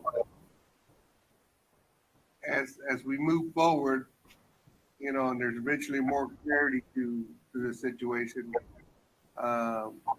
Hopefully, you know, hopefully things can fall in place, and we can maybe get some of that stuff done. So, thank you. You're welcome, and we sure hope so as well. As we move forward, though, we want to make sure that we're monitoring the situation, that we're in communication with our health officials, our local entities here, our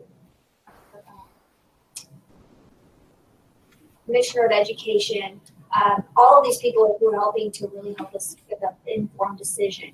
And so a lot of those activities then will also be contingent upon our constant monitoring of the situation and being responsive to what we're getting through that. And so we continue to go through that through a number of venues and avenues. And monitoring is something that we do on a daily basis in a very intentional way. So we appreciate the support that we've had for the community through you all and the collective efforts of our district, of our principals, and everybody who's been involved. So we thank everyone for this, and we just want to make sure everyone was aware of where we are and where we're going to be moving towards as we continue on with this process. Thank you. All right. Anything else, Dr. Atkins? Not from me, unless there are questions from you all. Any other questions? All right. Thank you very much. All right, our next two district report items are report only. 5C, staffing update on page 105 of the meeting packet. And 5D, facilities update, page 107. Turning now to our discussion action items. 6A, B, and C are all related, all dealing with the third future schools option. 6A, authorization of third future schools to operate and manage Sam Houston Collegiate Preparatory Elementary as an in-district charter partnership. That's the authorization item. 6B is the performance contract item. And 6C is the Texas, or the 1882 Texas Partnership Benefits application. We'll take those in the order that I just read. 6A, authorization of third future schools to operate and manage Sam Houston Collegiate Preparatory Elementary as an in-district charter partnership. The information begins on page 108 of our meeting packet, and call upon Ms. Kale.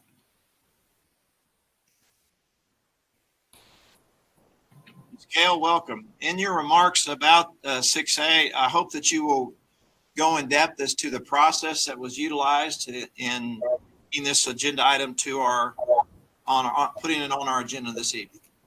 Yes, sir. Thank you. Good evening, President Davis, Board of Trustees, and Superintendent Riddick. First off, before I begin, I want to say thank you for your support in the times that we're going through, and for activating Mr. Riddick to take actions necessary to serve our kids and our community.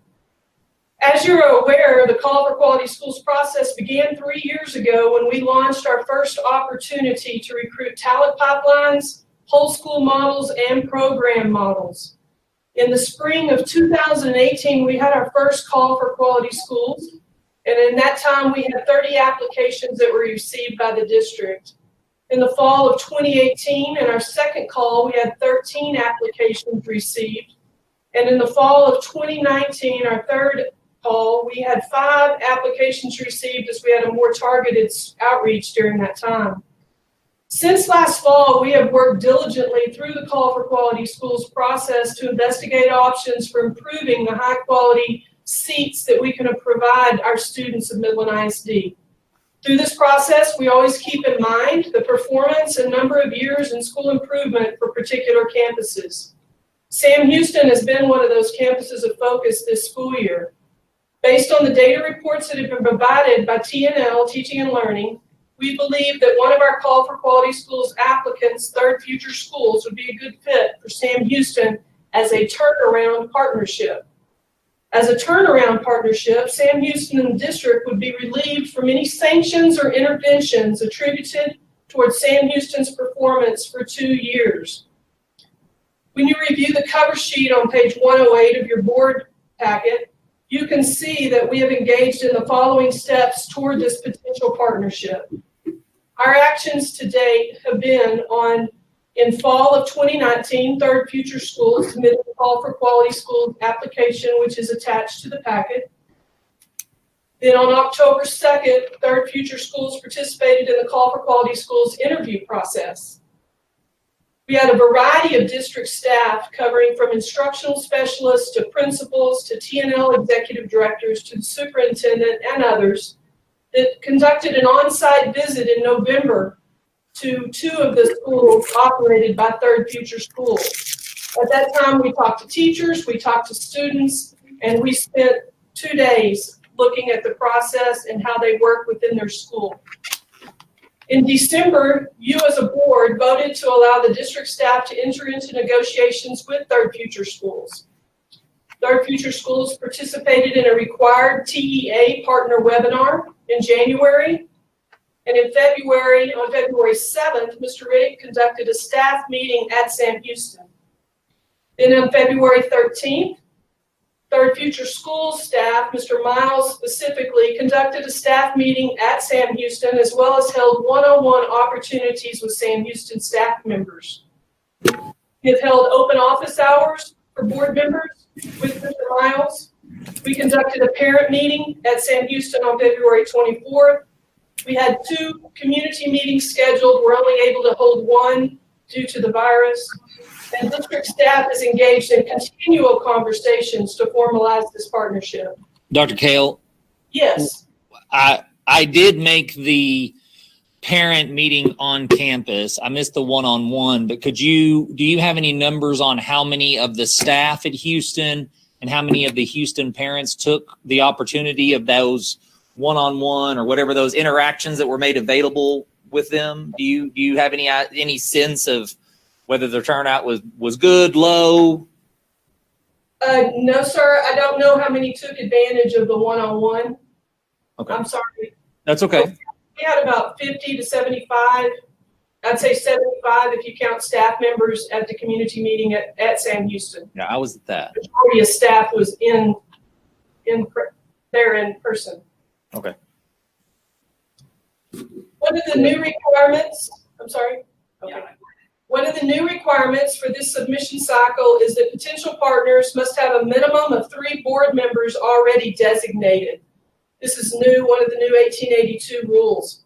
To meet this requirement, Third Future Schools has been recruiting board members and has currently selected Conrad Coleman, who is a retired media director and pharmaceutical salesman. He's also a Midland High School graduate and a member of our key communicators. Dorothy Reyes, former executive director of the Family Health Clinic Medical Center Hospital in Odessa. And Michael Williams, former railroad commissioner, former commissioner of education, federal prosecutor, lawyer, Lee High School grad, and most importantly, the son of former MISD educators. Many people in the community are familiar with his father, Coach Williams. The process for this entire event, as Mr. Davis already talked about, is for the board to first authorize Third Future Schools as an in-district partnership, then to approve the MISD Third Future Schools contract, and then to approve the 1882 benefits application for submission to the agency. Therefore, beginning on page 109, pending any questions from the board, and upon recommendation by the superintendent, we are requesting the board authorize Third Future Schools as an in-district charter operator to manage and operate Sam Houston Collegiate Preparatory Elementary as an in-district charter partnership beginning in the 2020-2021 school year. I do have a couple of questions, Dr. Kale. One of the questions for myself is, when is the latest that we can make a decision on whether we want to go with Third Future Schools is one question. And then the next question I have, even based on some of the research that I've done for myself, have we gone back to some of the areas other than Colorado, possibly Dallas, if you will, and visit with some of those people on the work, other than what we heard in open forum about Third Future Schools? In regard to the question on the latest we can make a decision, this agency has changed the deadline for the 1882 submission to the end of April. However, the one point I'd like to make on that is the longer that we take, the more it delays hiring of staff, curriculum, and professional development opportunities. Dr. Kale, before you answer his next one, I'm sorry, just to piggyback off that question. You gave some of that information in the board packet, but just so we're all on the same page, there was some question about if any TEA decision would be made. I know you and Dr. Riddick or Mr. Riddick have spoken with TEA. Given the current climate, they've already suspended STAR. Is there anything in the pipeline that is going to delay, postpone, holding pattern these kinds of decisions beyond the April deadline, or are those separate and apart from what's going on with everything else that's gone crazy in public ed in Texas? I cannot speak specifically to what the agency is going to do. All we can do is go off the conversation that we had with the agency about this, and there is an opportunity that accountability would be waived. However, based upon that conversation with the agency, if accountability is waived, there still is the timeline for partnership decisions, and the agency is changing that from spring, as it currently is, to fall. So it would have to be, a decision would have to be made by December, which means we would have to know performance of students by October in order to make a decision, which means we would have 2 months of data after students have been off school for anywhere from 2 weeks to all the way through the summer, depending on what happens with our current situation. I can speak to the work of Dallas from a couple of lenses. And so our due diligence was to see the work enacted by those individuals who are coming forward to say that based on your application and then your interview with team members, do you actually do what you said you can do? Because a lot of times people can come in and say all the buzzwords and say all the right things and speak educationese during their interview, or at least administer them in language on their application. So that was part of our due diligence to go to Colorado and speak and hear from staff members there. The work in Dallas, I can speak to. We heard from a former or current principal there in Dallas. As well, I was there as a teacher during the Mike Moses time. I was a principal during Michael Hinojosa's time. And I watched afar during Mike Miles's time.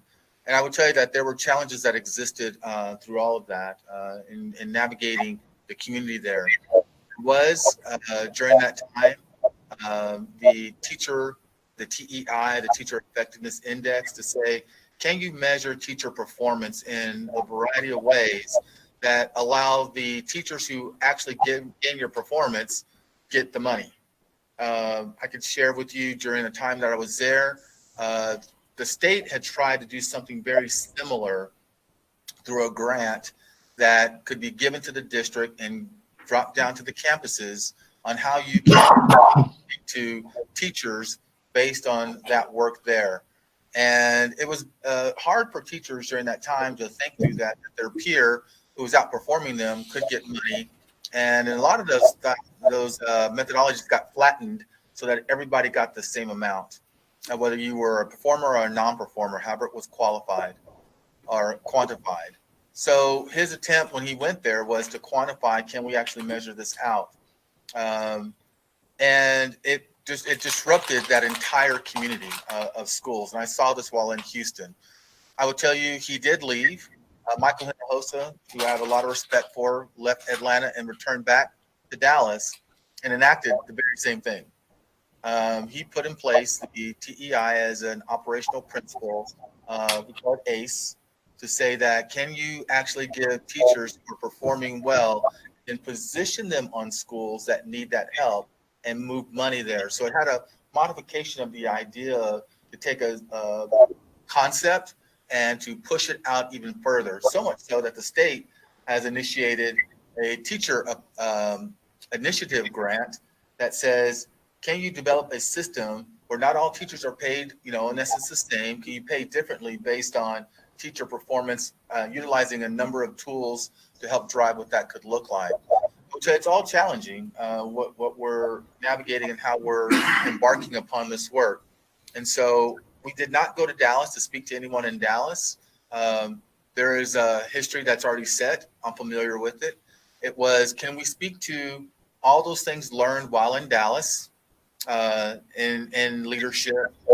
Went to Colorado under leadership, and where you are today with that understanding and running several schools there in Colorado.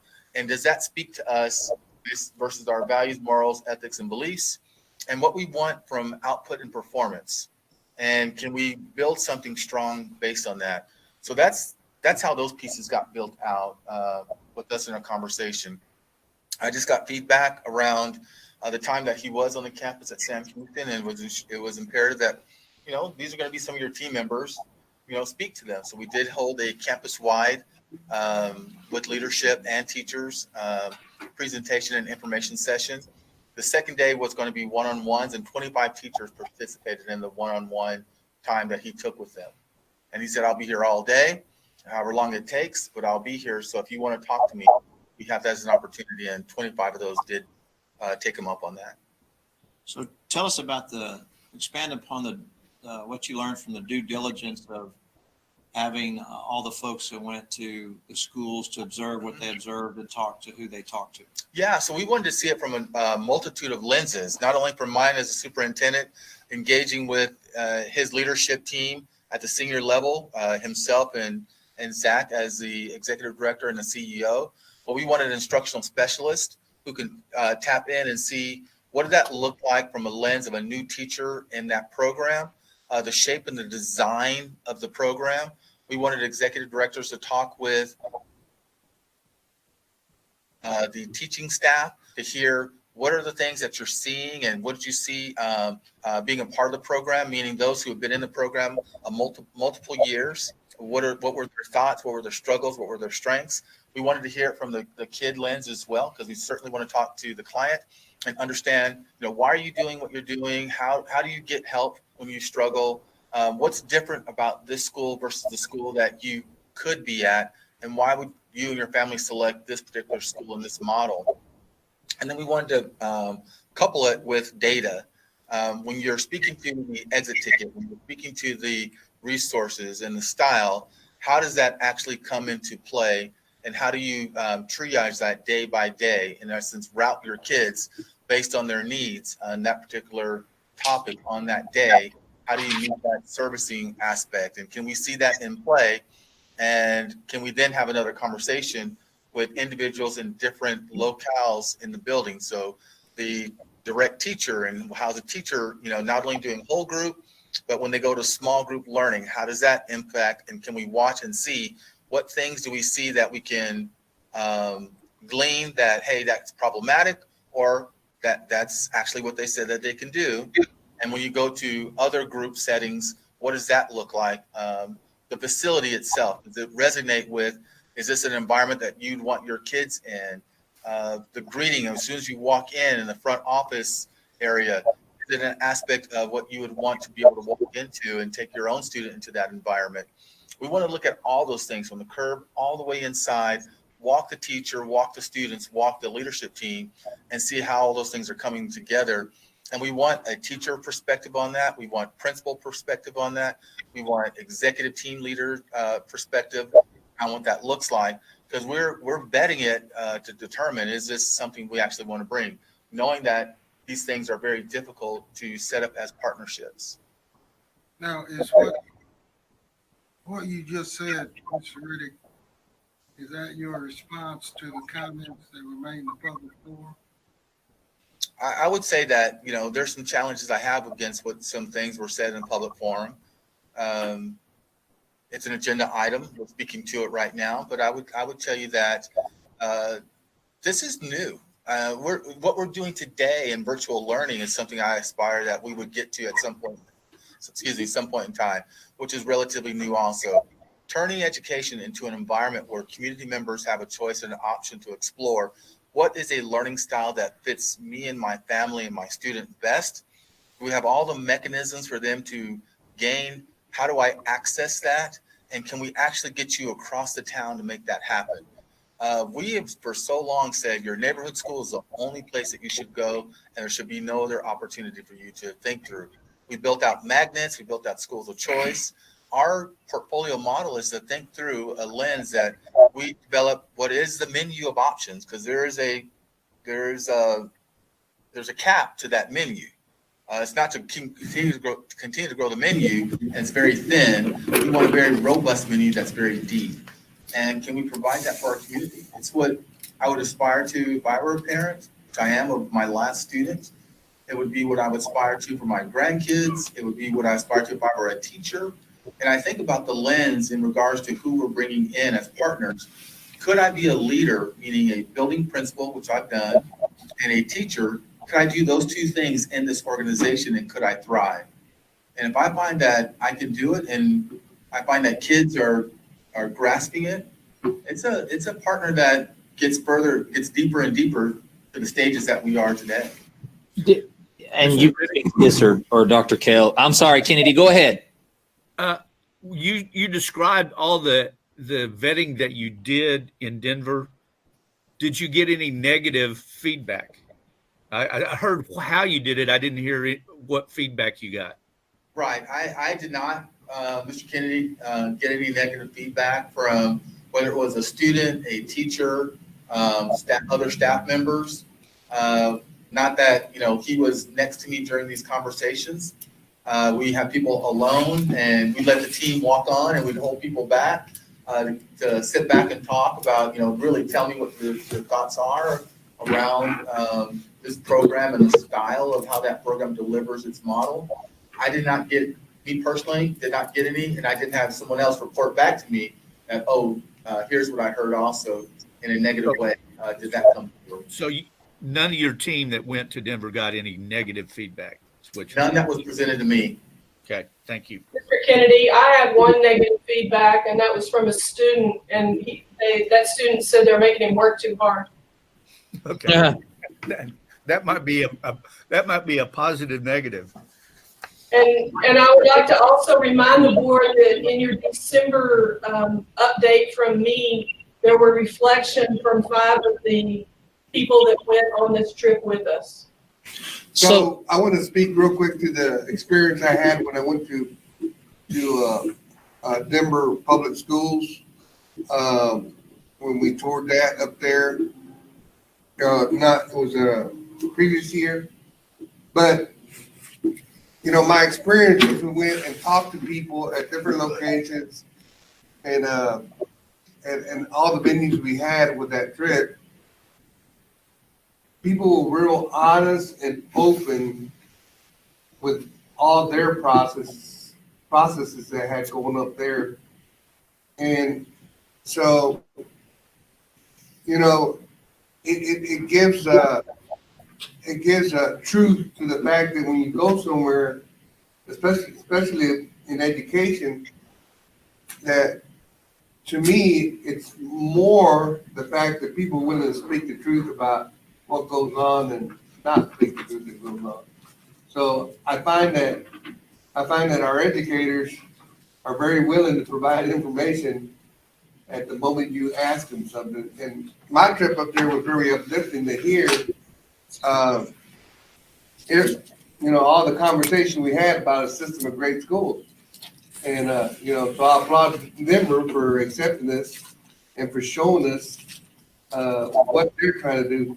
Now, the system of great schools, that definition solely belongs to Midland ISD. That the system of great schools is a definition that's going to get built here in Midland. That system of great schools, that definition didn't come from nowhere else. The term might have come from somewhere else, but the actual definition of how this district would look, that solely has come here from Midland ISD. So I just want to make that comment as we move forward to change this district for the better, that definition has been defined here today by our professionals here in Midland. So in your opinion, the comments made in the public forum carry no merit?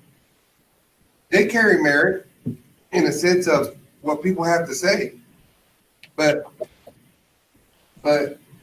we as a board of trustees, I feel that as we've gone on this journey with our staff, with the input of the community, we are trying to define what the system of great schools is going to look here in Midland. If Dr. Kale, and we started. I'm sorry. And we started it with Lone Star governance. So a lot of work has been done, prior to the topic that we're talking today. There's been a lot of work done prior to be here today. Well, I understand that. Just answer my question. Do you place any merit on those comments that were made in the public forum, given your position? Dave, I take all comments into consideration. And we have public forum at every board meeting, and I take them all into consideration.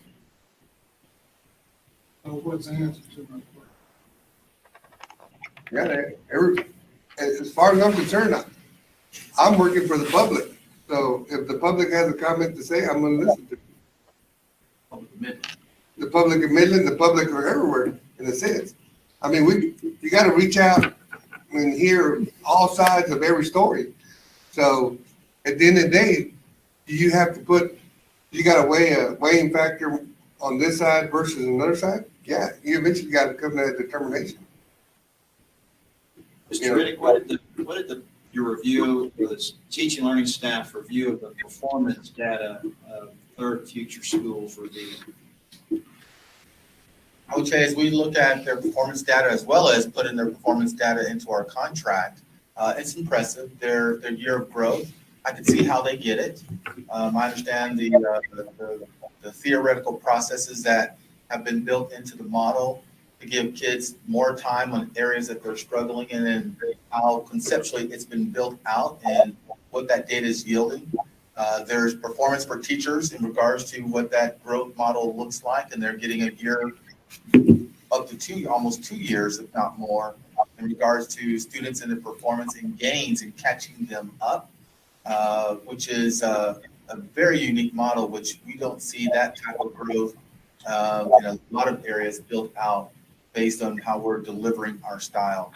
So that's in essence saying if you're a fifth grader and you're behind by 2 years, in that single year of your fifth grade, you will catch up 2 years in regards to what that depth could look like. So if you're a student behind, you're getting 2 years of growth to catch up and get up to grade and progress, or you're advancing that far in regards to what that could look like. And so the data is impressive on what to deliver in the 3 years, and you see that at each of the campuses, the one that's been around the longest, what that data looks like, and the one that's newest, and what they're attributing with that data and how that growth is going. So they use a national test in regards to deriving that information. So it's not something that they're creating and delivering, it's something that they assess as well from an outside entity gathering that information. What is your opinion and Dr. Kale's? So we've been doing this for a few years. We have in-district charters. There's always been a... Can I interrupt before you change subjects? Yes, I just sir. want to ask, so they've got 2 years of data and they're in year 3? Is that right? They've got in their first year of school, they have that growth data of 2 years, and in their newest school, not been around as long, of course, they're seeing that growth get to that point as well. And they have mid-year data as well for this. They have mid-year data. And did y'all get a sense of student retention, that the same students that started there in year 1 in that school are the same students that are progressing, or have they lost students that didn't perform? And I mean, yeah, so it's something we look for, right, within the system. Are you exiting what are, in essence, non-performers? Massaging the numbers, yeah. Comply with what you're deriving, and then growing yourself through that. Didn't see that. I saw that his numbers were actually growing. So he was getting some of the lowest performers out of district areas nearest by, because we're coming out of performing schools and coming into a system, took over a school that was a non-performing school and saying, okay, we can help lift what this looks like as a charter opportunity. So you're seeing, what I saw was his numbers growing, and not the loss of numbers based on that. I'm sure that's occurred and happened, meaning kids are in a program, they enter and exit for a variety of reasons, but the number of growth that you're seeing and taking those students into the program is something I look for, because there also becomes something we have to be cautious of. When do you backfill? Meaning if you are a program that is a K-12 program, do you let ninth graders into the system because they've been with you since third grade? And so can you backfill as you progress up, as your numbers are dwindling and dropping? That's something I'm very conscious of and look for in regards to organizations that want to be a part of us, because that's what we do. We fill you in at whatever grade level you come to us, we will place you into that grade level. And I want to make sure that the partners that we have are thinking operationally the same way. That's okay. It's all right. I'll share that, if there are specific questions around the future, I have him available to speak and ask as well if you want to speak to him in regards to third future pieces, or reference Dallas. Because trust me, we've had this conversation, around, Dallas and what. You mean we can get them on the phone? Yes. Oh, yes, I want to do that. But first, to you two, so we've been doing this for a few years. We have some mid-district charters. There's always been, for a lack of a better word, some resistance, with certain people. This is me. I personally feel there seems to be a larger groundswell for Third Future in Houston than there was for IDEA or YWLA. Do you have your finger on the pulse of why that is or what that's about? That it's beyond the just, whatever your philosophy may be educationally. Yeah, and that was part of my question too, because these other schools, I wrote them down. I felt good about those, even though there was a question and some background information. Some of that's just the unknown. Right. It is. But this seems to be bigger, and especially in my district, it's louder about what we're doing. Right. I will tell you the depth of that came, I will share as we launched our 6 1882 schools this year. I think part of that is the lack of knowledge about the 1882 schools that are in district schools. We associate them with the word charter, so it seems that they're separate and different from us. And we have a number of those, Carver, Milam, that are part of that The work. Bunch, Goddard. Right. And I We think have been doing this for a few years. This is our first school. Correct. I meant the work. It seems like that we're more informed because of the work. We're a semester, we've got a semester under our Right. belt, right? So I think that as well propelled this groundswell of information and knowledge as we're putting that out. I think we did a very good job, despite what others may share in year one, going out to listen and learn and sharing and gathering information, taking the Midland on the Move processes forward. What I will share that I'll take full ownership around that is we dove right into the work and we started navigating what could this look like to build the autonomy. And we didn't pull our community all the way through with us with that. And I think that helped generate some of the unknown and the challenges. And, did you kind of concoct this behind doors and now you're opening it up? And what does that all mean? I think that was part of some of the challenge that we have right now. I guess a couple of questions. One is Dr. Kell mentioned the board. I guess those three members. Those three members will be the person that Mr. Miles or Sam Houston they'll be answering to versus this board. Is that a true statement? I will tell you that no, they answer to this board. This board is the elected board for our community. This is a board that drives the decision making, much like today, as well as if there were ever the decision made that we do not want this partnership, what that has to enact. There's a contract. It's very deep and robust around what that means. This board holds them accountable to what that contract is and holds me to be accountable to ensure that you're going to meet the metrics that are designed within this accountability and performance. This board oversees that. They're required to have a board. It's an advisory board. It's not elected. It is this board. That board is to help them make good decisions because they have to make strong financial decisions.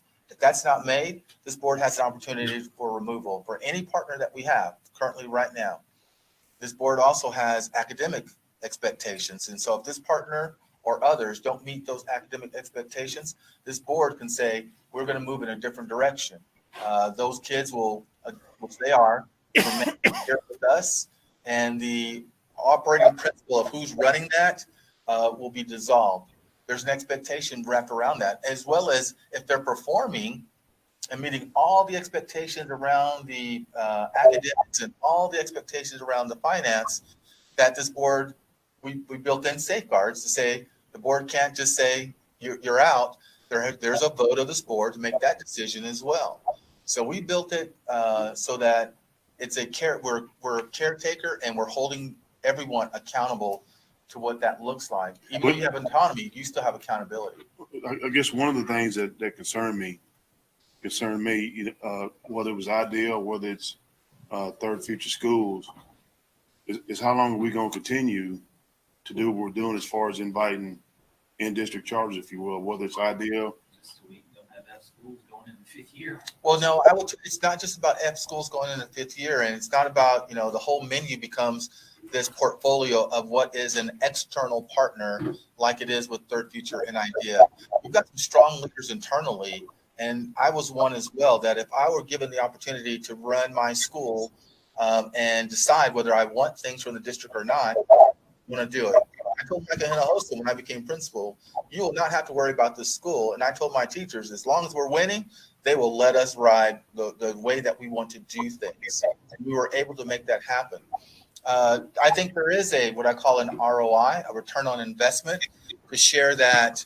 I think there's a depth of how many external partners we have and how many internal partners we have. Our pieces have some of the highest performing schools built into the model, and schools that are struggling. It has the whole array of what that looks like, which is why it's unusual as a part of the state of Texas. We did not take all of our low performing schools and say, we're going to build all this with you. Now, there are some windows, there's a line, we're towing a line in regards to several of our schools, and we've had to think through what that methodology looks like in this partnership work. And we're challenging individuals, can you help us do this turnaround and partner with us through this thinking? And it remains a district school, and you can operate with the same guiding principles that we have as a district. But I believe where you are as well, that there is a threshold that we have in regards to who and how many come in. It's not, I've heard, we're going to turn this whole district into nothing but external district charter partnerships. I think there's an opportunity that we can have a number of leaders who take the challenge that they can become autonomous, like Carver and like Milam and like Goddard and like Bunch and like Young Women's. Early college high school can certainly go down that pathway. I think Bowie Elementary can certainly go down that pathway. We have leaders who are ready, who just not have taken it on just yet. But I think there's an opportunity for us to allow our leaders who are flourishing the latitude to really take off. And there are lanes and accountability that's built around that. And there are some that I'm good where I'm at, and I'm okay there also, because I think we'll have some just regular school, because we have parents who are looking for just a campus that just is a regular elementary. I appreciate that clarification. 3 of the top 10, depending on what rating you look at, 3 of the top 10 schools in Texas are YWLA. I mean, they're young women leadership. But specific to this conversation, we are here because Houston is in its 4th year going into 5th, and we are up against it. We don't have the options. I mean, I understand philosophically where you're at, and I appreciate that. But this conversation, specifically this agenda item, is because that campus is in 4 year, and we got to make a hard decision. Yeah, another question I guess I would have, if we weren't going with their future schools. Yes, sir. And TEA is saying that if we don't meet this threshold, they're going to come in and take over that campus. Close. No, they'll take over the campus and have actions against the entire district. So the campus will be closed. A couple options: board of managers or closure. So closure is the campus, board of managers is the district. So how many schools have TEA turned around? So TA has not stepped into turning schools around. What TA has done, and I've been a part of this, they brought schools into districts. So an example, North Forest, which was a district that was struggling, was brought into Houston ISD. And so Houston ISD had to enact some changes in regards to what schools are open and what schools and where kids go, what actions and what leaders go into those schools and who from that team should stay on. So the agency has not necessarily taken over to turn schools around. What they've done is they've taken community members, they removed the board, taken community members who can step into the board with a conservator who helps, manage what all that work looks like. So around the financial aspect, they've done that in around accountability and finance in El Paso. They've done it as well as in Houston, in Beaumont. The Beaumont area. So they navigate that piece that way. So it is still a challenge. I mean, this is not easy work. If it were easy, they would step in and do it every single place, all over the state. Well, go just off of what Mr. Bishop said, why the rush? Why not wait to December 20th or December of 2020? And if we don't think that we were going to make it, why not stay with IDEA, which we already have a partnership with? Right. So we could navigate the partnership with IDEA, and based on their model, they have a sequencing of where schools come into play around that. You lose accountability options based on that, meaning the time to turn school around, because you certainly need that. By starting in 20, we'll have a 2-year window to help turn school around. The thing that we don't have, which is a plus and a minus around, we don't have accountability. So we're relying on some internal tools to help us make decisions around where they stand in the work right now. So some of our accountability tools and regression charts are showing, based on the things that they're doing, either interim assessments, which are given by the state. It's assessment data that the state generates around STAR to help us navigate testing. They allow us to take this assessment online to see where you are around certain areas. A paper assessment, meaning you close the whole school down, you give a test, and how do kids perform. Our data indications for me are not strong enough to say we're going to get out, right? The STAR assessment would have clearly told us we're in or out, right? We'd be under a different protocol, meaning if we could wait. We don't have anything coming in August. The state is saying that you have a December timeline in order to make a decision. So we got to bring that timeline back. Knowing we've got Thanksgiving and Christmas, we got to bring that timeline back with no assessment data outside of what we're utilizing ourselves to give us a pulse on where the school is that we're driving up against. This decision would be a decision that we'd have to make come September. Also, I confirmed with the two of the funders of IDEA. Yeah, there you go. That IDEA has a very methodic, deliberate approach to opening schools, and that they are going to open 2 schools in Odessa for the 21-22 school year, which would be the school year after you would hope that the operator would come in. If you waited until December of 20 to make a decision, they would not be available to be a partner with us for the 21-22 school year, because their plans are to open their Midland school this next school year, the 2021 school year, go to Odessa, and open their commitment is to open 2 Odessa schools for the 21-22 school year. And they would not return to Midland to open a school until the 22-23 school year. So IDEA is definitely, I confirmed this week, that they are not an option, or last week I confirmed, they are not an option to be an in-school partner at MISD for the 21-22 school year. Correct.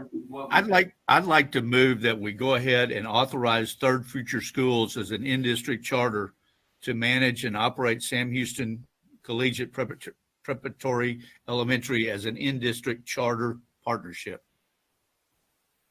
Motion by Mr. Trischetti.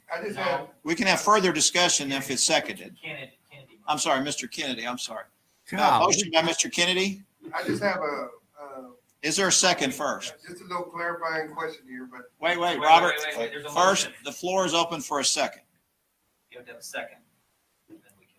I'll say. A second by Mr. Fuller. Okay, discussion and questions can continue. Mr. Marquez? okay, so just as a clarifying deal, but so my understanding was that, and help me if I get this wrong, but we're 1st through 5th, right? Because it says, well, okay, let me go to the statement, because it's on page 136, and it says, if we assume a leadership of an elementary school, we would want to add 6th grade the following year. We would then add 7th grade, and then the year after that, then 8th grade. And so my question is, maybe my obstacle here was is because, just because of the building, the land. Correct. I don't think we're there yet to get to that commitment point yet. And I agree with you. We've had that conversation of running a pre-K, what a pre-K 8 program looks like. I actually grew up in one. I think it's very vibrant, and I think it was an amazing growing opportunity for me. So I understand what that looks like for kids and what that can provide. We've shared that it's a pre-K 5. It had 6, pre-K 6, and there are some constraints that provided under 7 and 8 and the opportunity to grow itself out. You know the footprint of Sam Houston, the land barriers that exist may not make it optimal for that to happen. That's still a further out negotiation if we decide could that happen, or do we have constraints that are wrapped around it? Because then it makes a capital improvement piece, and the taking on an ownership, what that looks like in regards to that. What does that look like? And we saw what Idea Public School does on its capital improvement. We would hold every partner to think through, if it's capital improvement, what are they bringing to the table for that to happen? And does the building lend itself for all that to occur? And as a reminder, Sam Houston campus is currently a pre-K or K through 5 campus. Correct. Right. Pre-K through 5. And that would be what the proposal is, that would operate that way Correct. next school year. Correct. So the 6th grader would continue to go to SJ? We would still have SJ, as much what we saw from a community member that spoke about what could it look like to have 6th grade at SJ. We would continue with 6th grade at SJ. There would be an opportunity for 6th graders, if they wanted, to pursue what learning could look like at Sam Houston.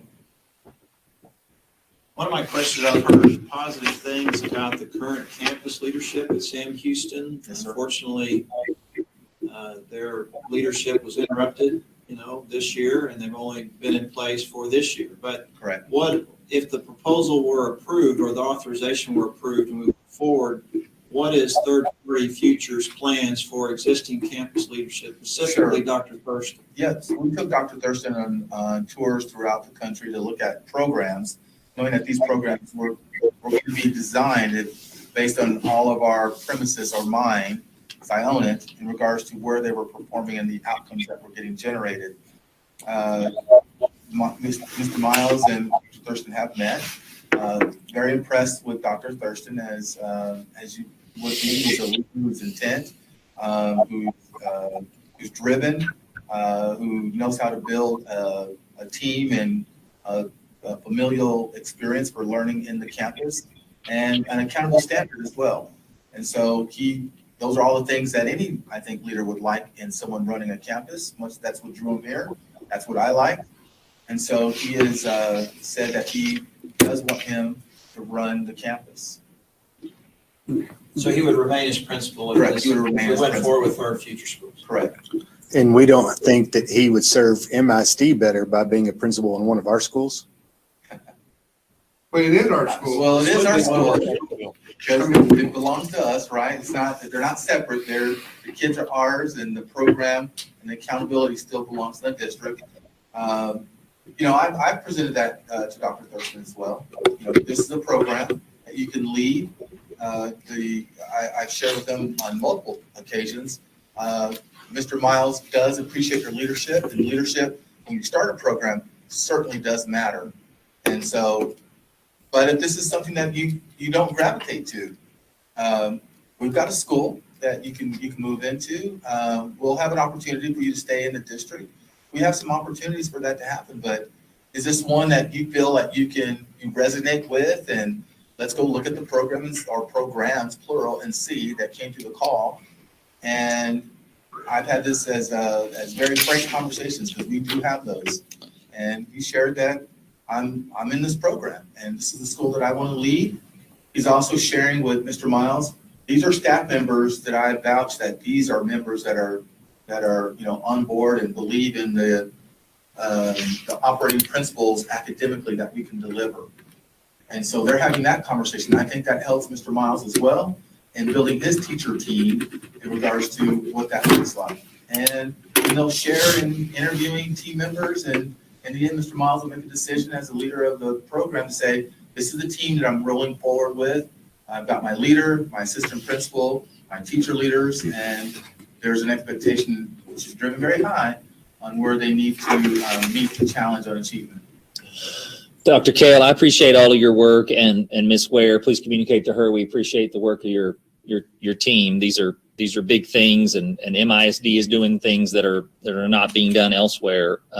So any concerns or heartburn that may be had is not a reflection on you, Dr. Kale, or the work that's going on. But this is where I struggle. I am, as y'all know, a father of many children in this district, and I am all for school choice. I have daughters. I love the option that YWLA provides. I just wish we had more data for us. I know that YWLA has a strong track record. I know that IDEA has a strong track record, and I am looking forward to those schools really paying dividends, to your point, for our district and for our students. It just gives me pause to bring another one online, without some sort of track record for us and our district. That said, we are in a tough spot with Houston.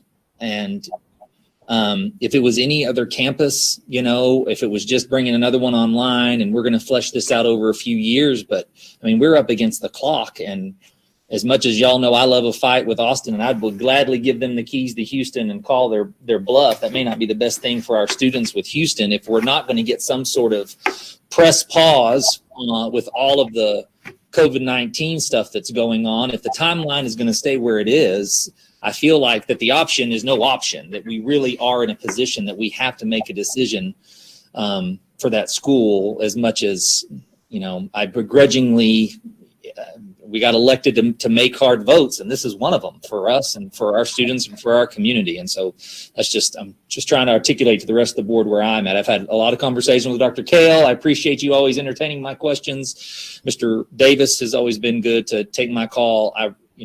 We really explored, bring an idea, let's let Houston be the next IDEA campus. Timeline, that won't work. Are we going to get a pause because of all this stuff? It doesn't look like it. Just doesn't seem like that there are any options available to us when it comes to this campus specifically. So.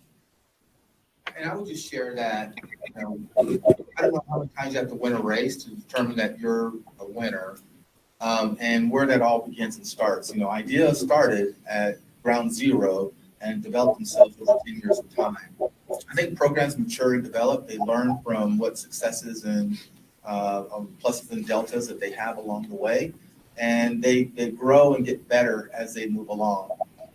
So I don't even know if young women's will work, right? We have the data that shows, you've got 10 years of data. Right. No, that's my point. Yes. You're right. But we'll never know until we try. Yeah. And so, as entrepreneurial innovators, as looking at, are we doing everything for our community to launch what options for kids? And these are kids who want that as a program. Can we drive something into a neighborhood and a community that speaks to, we're doing a number of things to keep you vibrant and in the community. It's going to look different than what you've had before. Mm-hmm.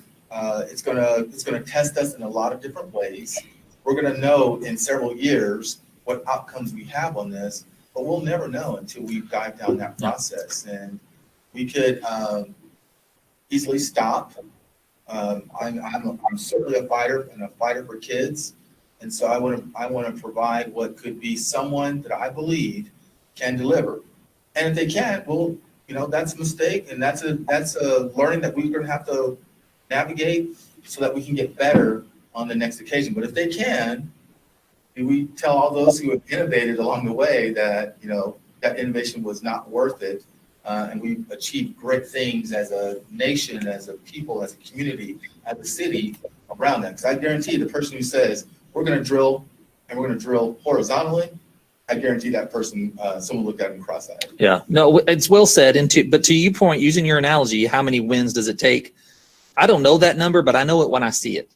And to Mr. Murray's point, I don't have, for whatever reason, the same heartburn about IDEA and YWLA that I do this. And I can't exactly put my finger on it, what that it is. Right. But there's some, and so I feel like that that's why we, you try to get the information from Dr. Kale. I was scheduled to go up there and see them. That got canceled, obviously, because of the travel.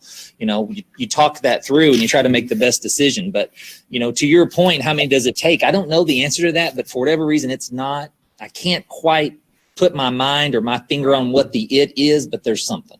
I appreciate that. I will tell you, I'm looking at it from that same lens.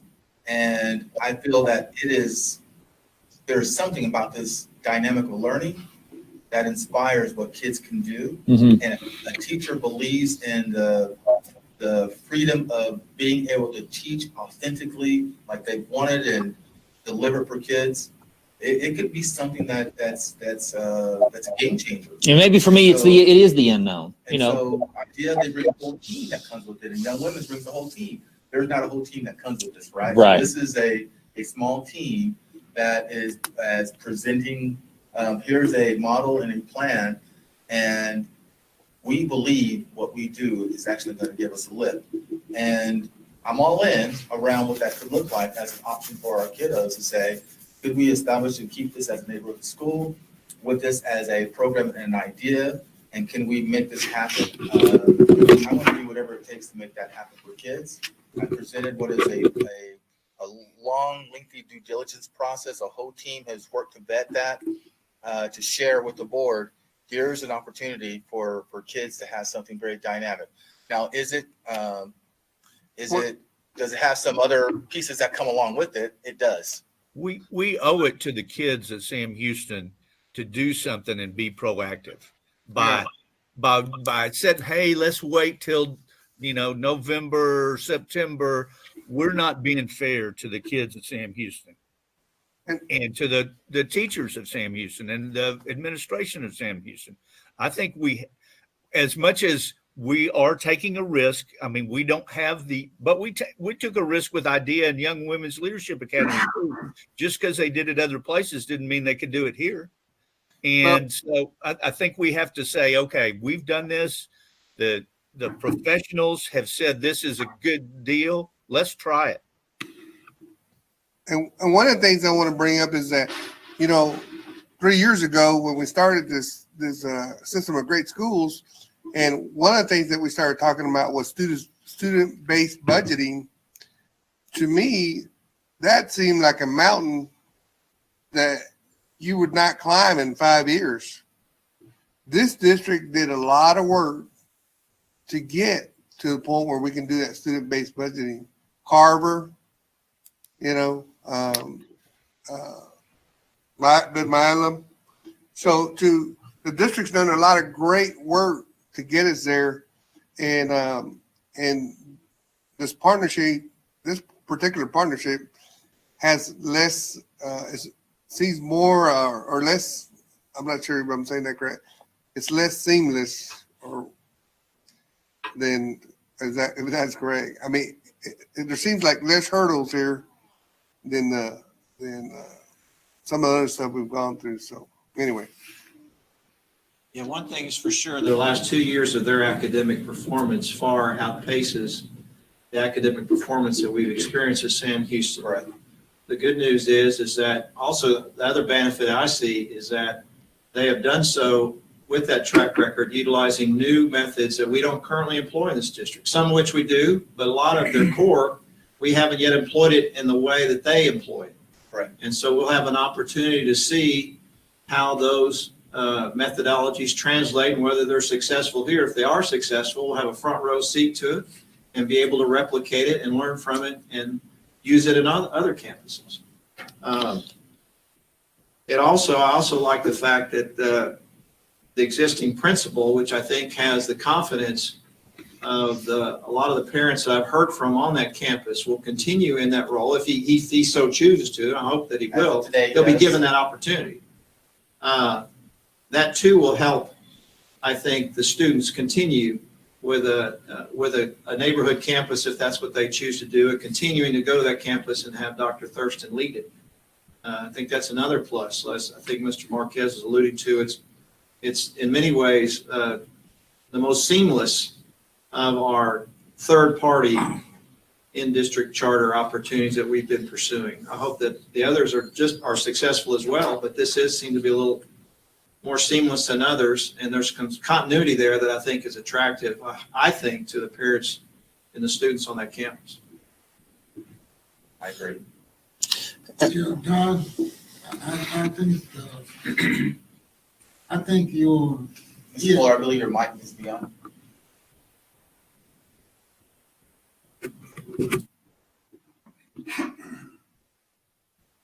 I think your it is what John just mentioned.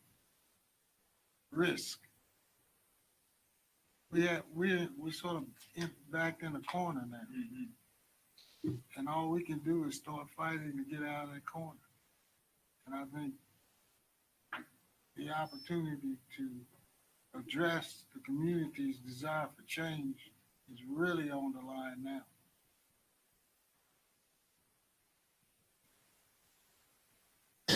This is much smaller than this topic, but has anybody addressed the issue of them starting school 2 weeks earlier than our MISD calendar? We've had that conversation, and Ideas calendar as well is built around an earlier start than what we start. It's going to challenge us, but again, people have to buy into that. This is when school would start. That's a piece that he's got to build in. It does start 2 weeks before us, and their teachers start earlier as well. So that's a piece that, staff members had to hear because they did see the calendar. It's something that parents had to see, something that's very much out there, and, not hiding any of that if you want a program, here's what the start date looks like. What we did also was, can we mirror some things that are as close as possible, right? So when we're out, can you be out? What are some of those things around Thanksgiving, Christmas, spring break? How do we navigate some of those pieces, and how do we end as well around that time frame? I think there's going to come a time where we've worked to be in the second week of August. We're now the 19th. There's going to be a time where we're going to need to think about adjusting our calendar and meeting what a need could be to start schooling and experience as much as possible as early as we can before we attack anything that the state throws at us. But that has been addressed. That's something that people have to find. Is this something that you want to look at? Much like what we brought to the board, which was the opportunity of schools who are thinking about what year-round could look like.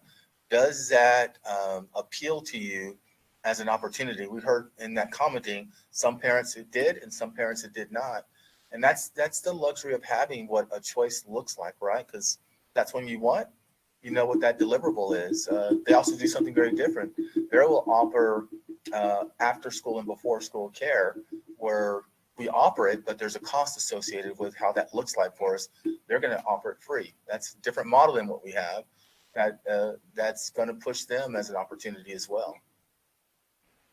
But the only people that will attend the school will those that choose to attend the school. Correct. No Yes, one sir. will be forced to attend. Oh, no. We've given everybody that opportunity for schools that we have put together that if this is a school that you do not want to attend, it's a first right of refusal. You tell us that you don't want to be a part of this, and we will place you into another school option. But if you want it, great, apply and you're in.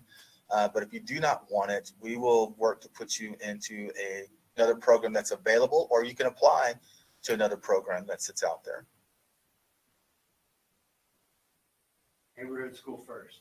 Oh, it's built like that for IDEA. That's the footprint, and it was Crockett that brought this entire piece together, right? We lost Crockett as a neighborhood school.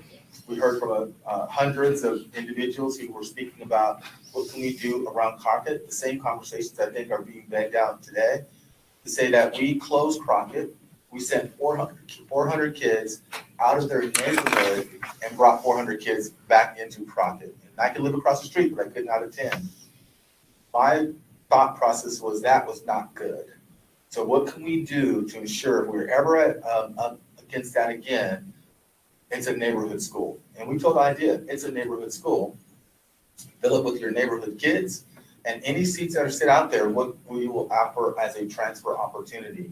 Same thing for Sam Houston. It's a neighborhood school. Kids should be able to walk, ride their bike, talk with their parents as they're coming to school. That should still be an element of what we have. And you have to take the neighborhood kids, and they get a chance. They get to decide whether they want to or not. But anyone we partner with, that's even our current methodology with our campus leaders who are leading schools, who are thinking about going down the 1882 process. You serve our community, you serve our neighborhood, and that has to be first and foremost. Because every kid matters. I hope we never make that mistake again, moving kids out of their neighborhood. As long as the board has that same guiding principle, we won't.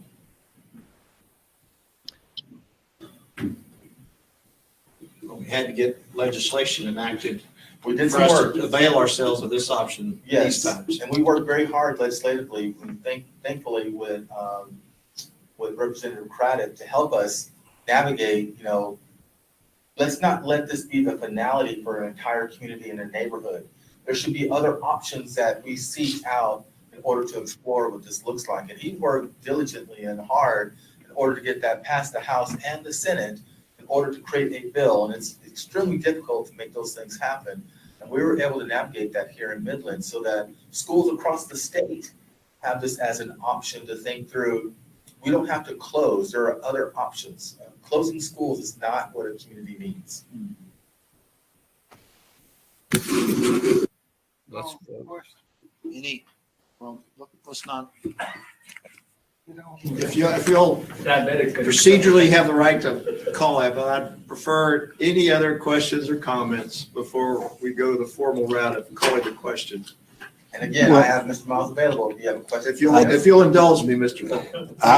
I'm just going to reiterate one more time, because this has been a question that I've had a really hard time with, because people in my district are loud in opposition to Mr. Miles.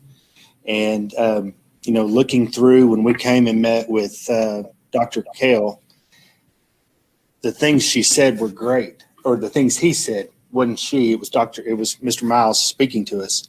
And that was all very persuasive. I worry about 2 years of data, not really having that real full leg to stand on. But it's like what Mr. Tricsetti just said, we're against the wall. And I don't know how else to change that. Because I've asked the question a couple of times already before we got here today. What are other options? Right. And you've expressed that from the very beginning, and I appreciate that. You've expressed that from the very beginning, as well as others, and I appreciate that. And we've shared how far out of the box can we get around this. Still going through the call and still putting our processes forward. I would not bring to the table something I felt would not work. And if we tried the collegiate preparatory model there at Sam Houston. We went all in, it didn't work. Okay, we're back again. I'm not going to stop fighting for something because an idea did not come to fruition. I'm going to keep bringing what I believe are sound quality products to the table for us to put into place on a campus and bring that about. And I appreciate, all the pushback that we've gotten around it, because it's only making us better in regards to our work. But there are some constraints that we have. And I've shared my thoughts on Sam Houston around that, but no accountability, no letter grade, that does not work. And that's been put out in the community, and that's not the case. The state is still going to have us accountable for a school that's in this place again in the fall, and that's going to be it will be a September conversation, because we want to do all these things, but it's going to be a September conversation based on the information I'm bringing to you today on what I know on the data where the school sits. Not that teachers are not busting themselves out day in, day out, and kids are doing likewise. Based on that, we've got to make a decision in September. No, we didn't have this option in the toolbox with Crockett. So now there's extra money. There's an availability to choose and make the best decision possible. Which with Crockett there wasn't that. I applaud the state of Texas for giving that option. And not just the option of closing the school. So there's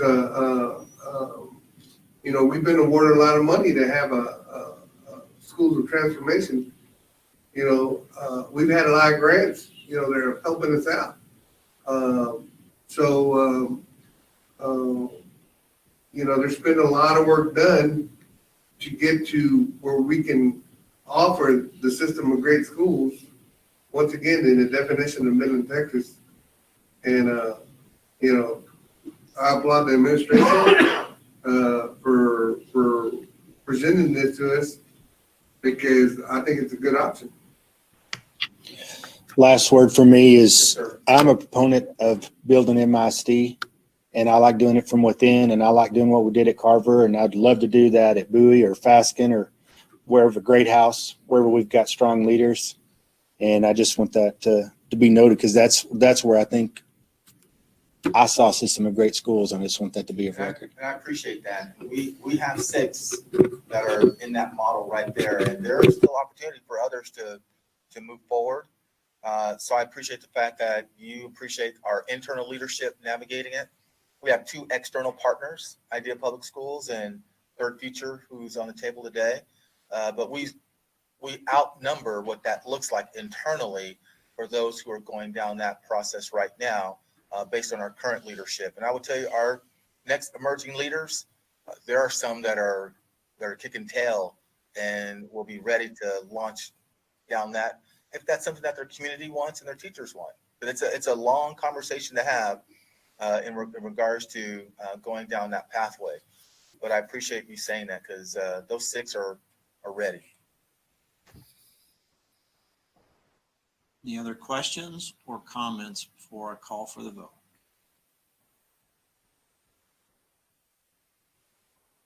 All right, hearing none, all those in favor of the motion, please raise your right hand. All opposed, same sign. 6-1, the motion passes. That was with regard to authorizing Third Future Schools to operate and manage Sam Houston Elementary as an in-district charter partnership. We now turn to 6B, a related item, and that is a performance contract for Third Future Schools to operate and manage Sam Houston Collegiate Preparatory Elementary. The contract begins on page 218 of the meeting packet. Ms. Kale, you're back up. Yes, sir. Thank you. So the next step in this process is for the board to approve the contract between Third Future Schools and Midland ISD. We have spent diligent time with this, as well as legal review of the contract, and are ready to present this contract to the board for approval.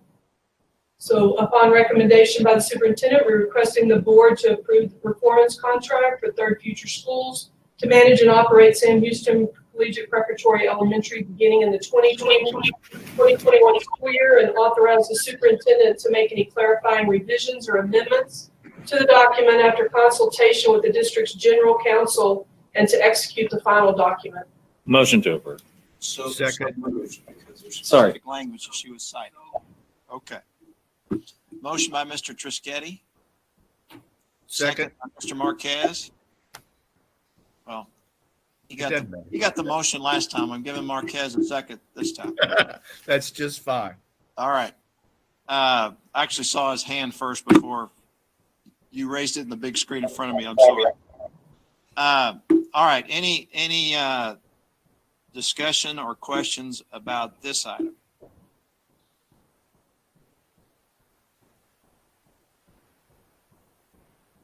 All right, we ready for the vote? All those in favor, please raise your right hand. All opposed, same sign. 6-1, the motion passes. All right, the third related item is item 6C, Midland ISD Senate Bill 1882 Texas Partnership Benefits Application for Idea Public Schools and Third Future Schools. Information begins on this item on page 443 of the meeting packet. Yes, sir. Yes, for the final step of the process, it's for the board to approve the 1882 benefits application for the partnerships. Idea Public Schools is included on this document. They were not in the other 2 steps because the contract and authorization were approved last year by you. The cover sheet for this item shows the process for how the agency will evaluate the 1882 benefits request for Travis and Sam Houston Collegiate Prep. If you'll notice in that graphic that the new Texas partner, which will be Sam Houston, the partnership benefits are evaluated by the agency, as well as the campus application and evaluation and the contract. For Idea Public Schools, only the contract is evaluated by the agency because they are an existing Texas operator. Therefore, based upon the superintendent's recommendation, we are requesting that the board approve the Midland ISD Texas Partnership Benefits application for submission to the agency to receive Senate Bill 1882 benefits beginning in the 2020-2021 school year for Travis Elementary and Sam Houston Collegiate Preparatory Elementary. Yes. Can those be separated?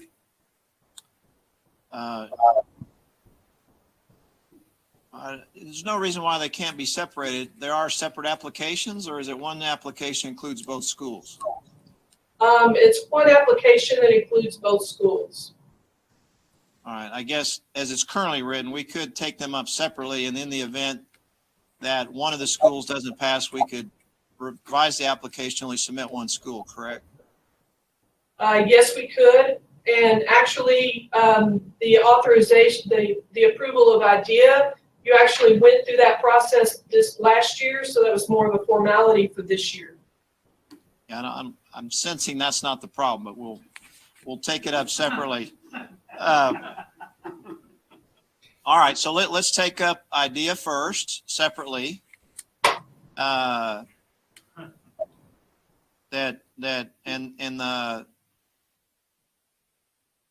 motion would be, if someone wants to make it, that the motion is for the board to approve Midland ISD Texas Partnership Benefits application to receive Senate Bill 1882 benefits beginning in the 2020 and 2021 school year for, let's take up Travis Elementary first. That would be IDEA. Motion by Mr. Trischetti, second by Mr. Fuller.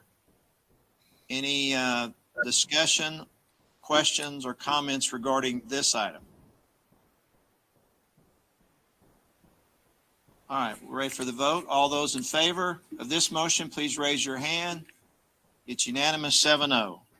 On a separate item, the motion, if someone wants to make it, is to move to approve the Midland ISD Texas Partnership Benefits application to receive Senate Bill 1882 benefits beginning in the 2020-2021 school year for Sam Houston Collegiate Preparatory Elementary.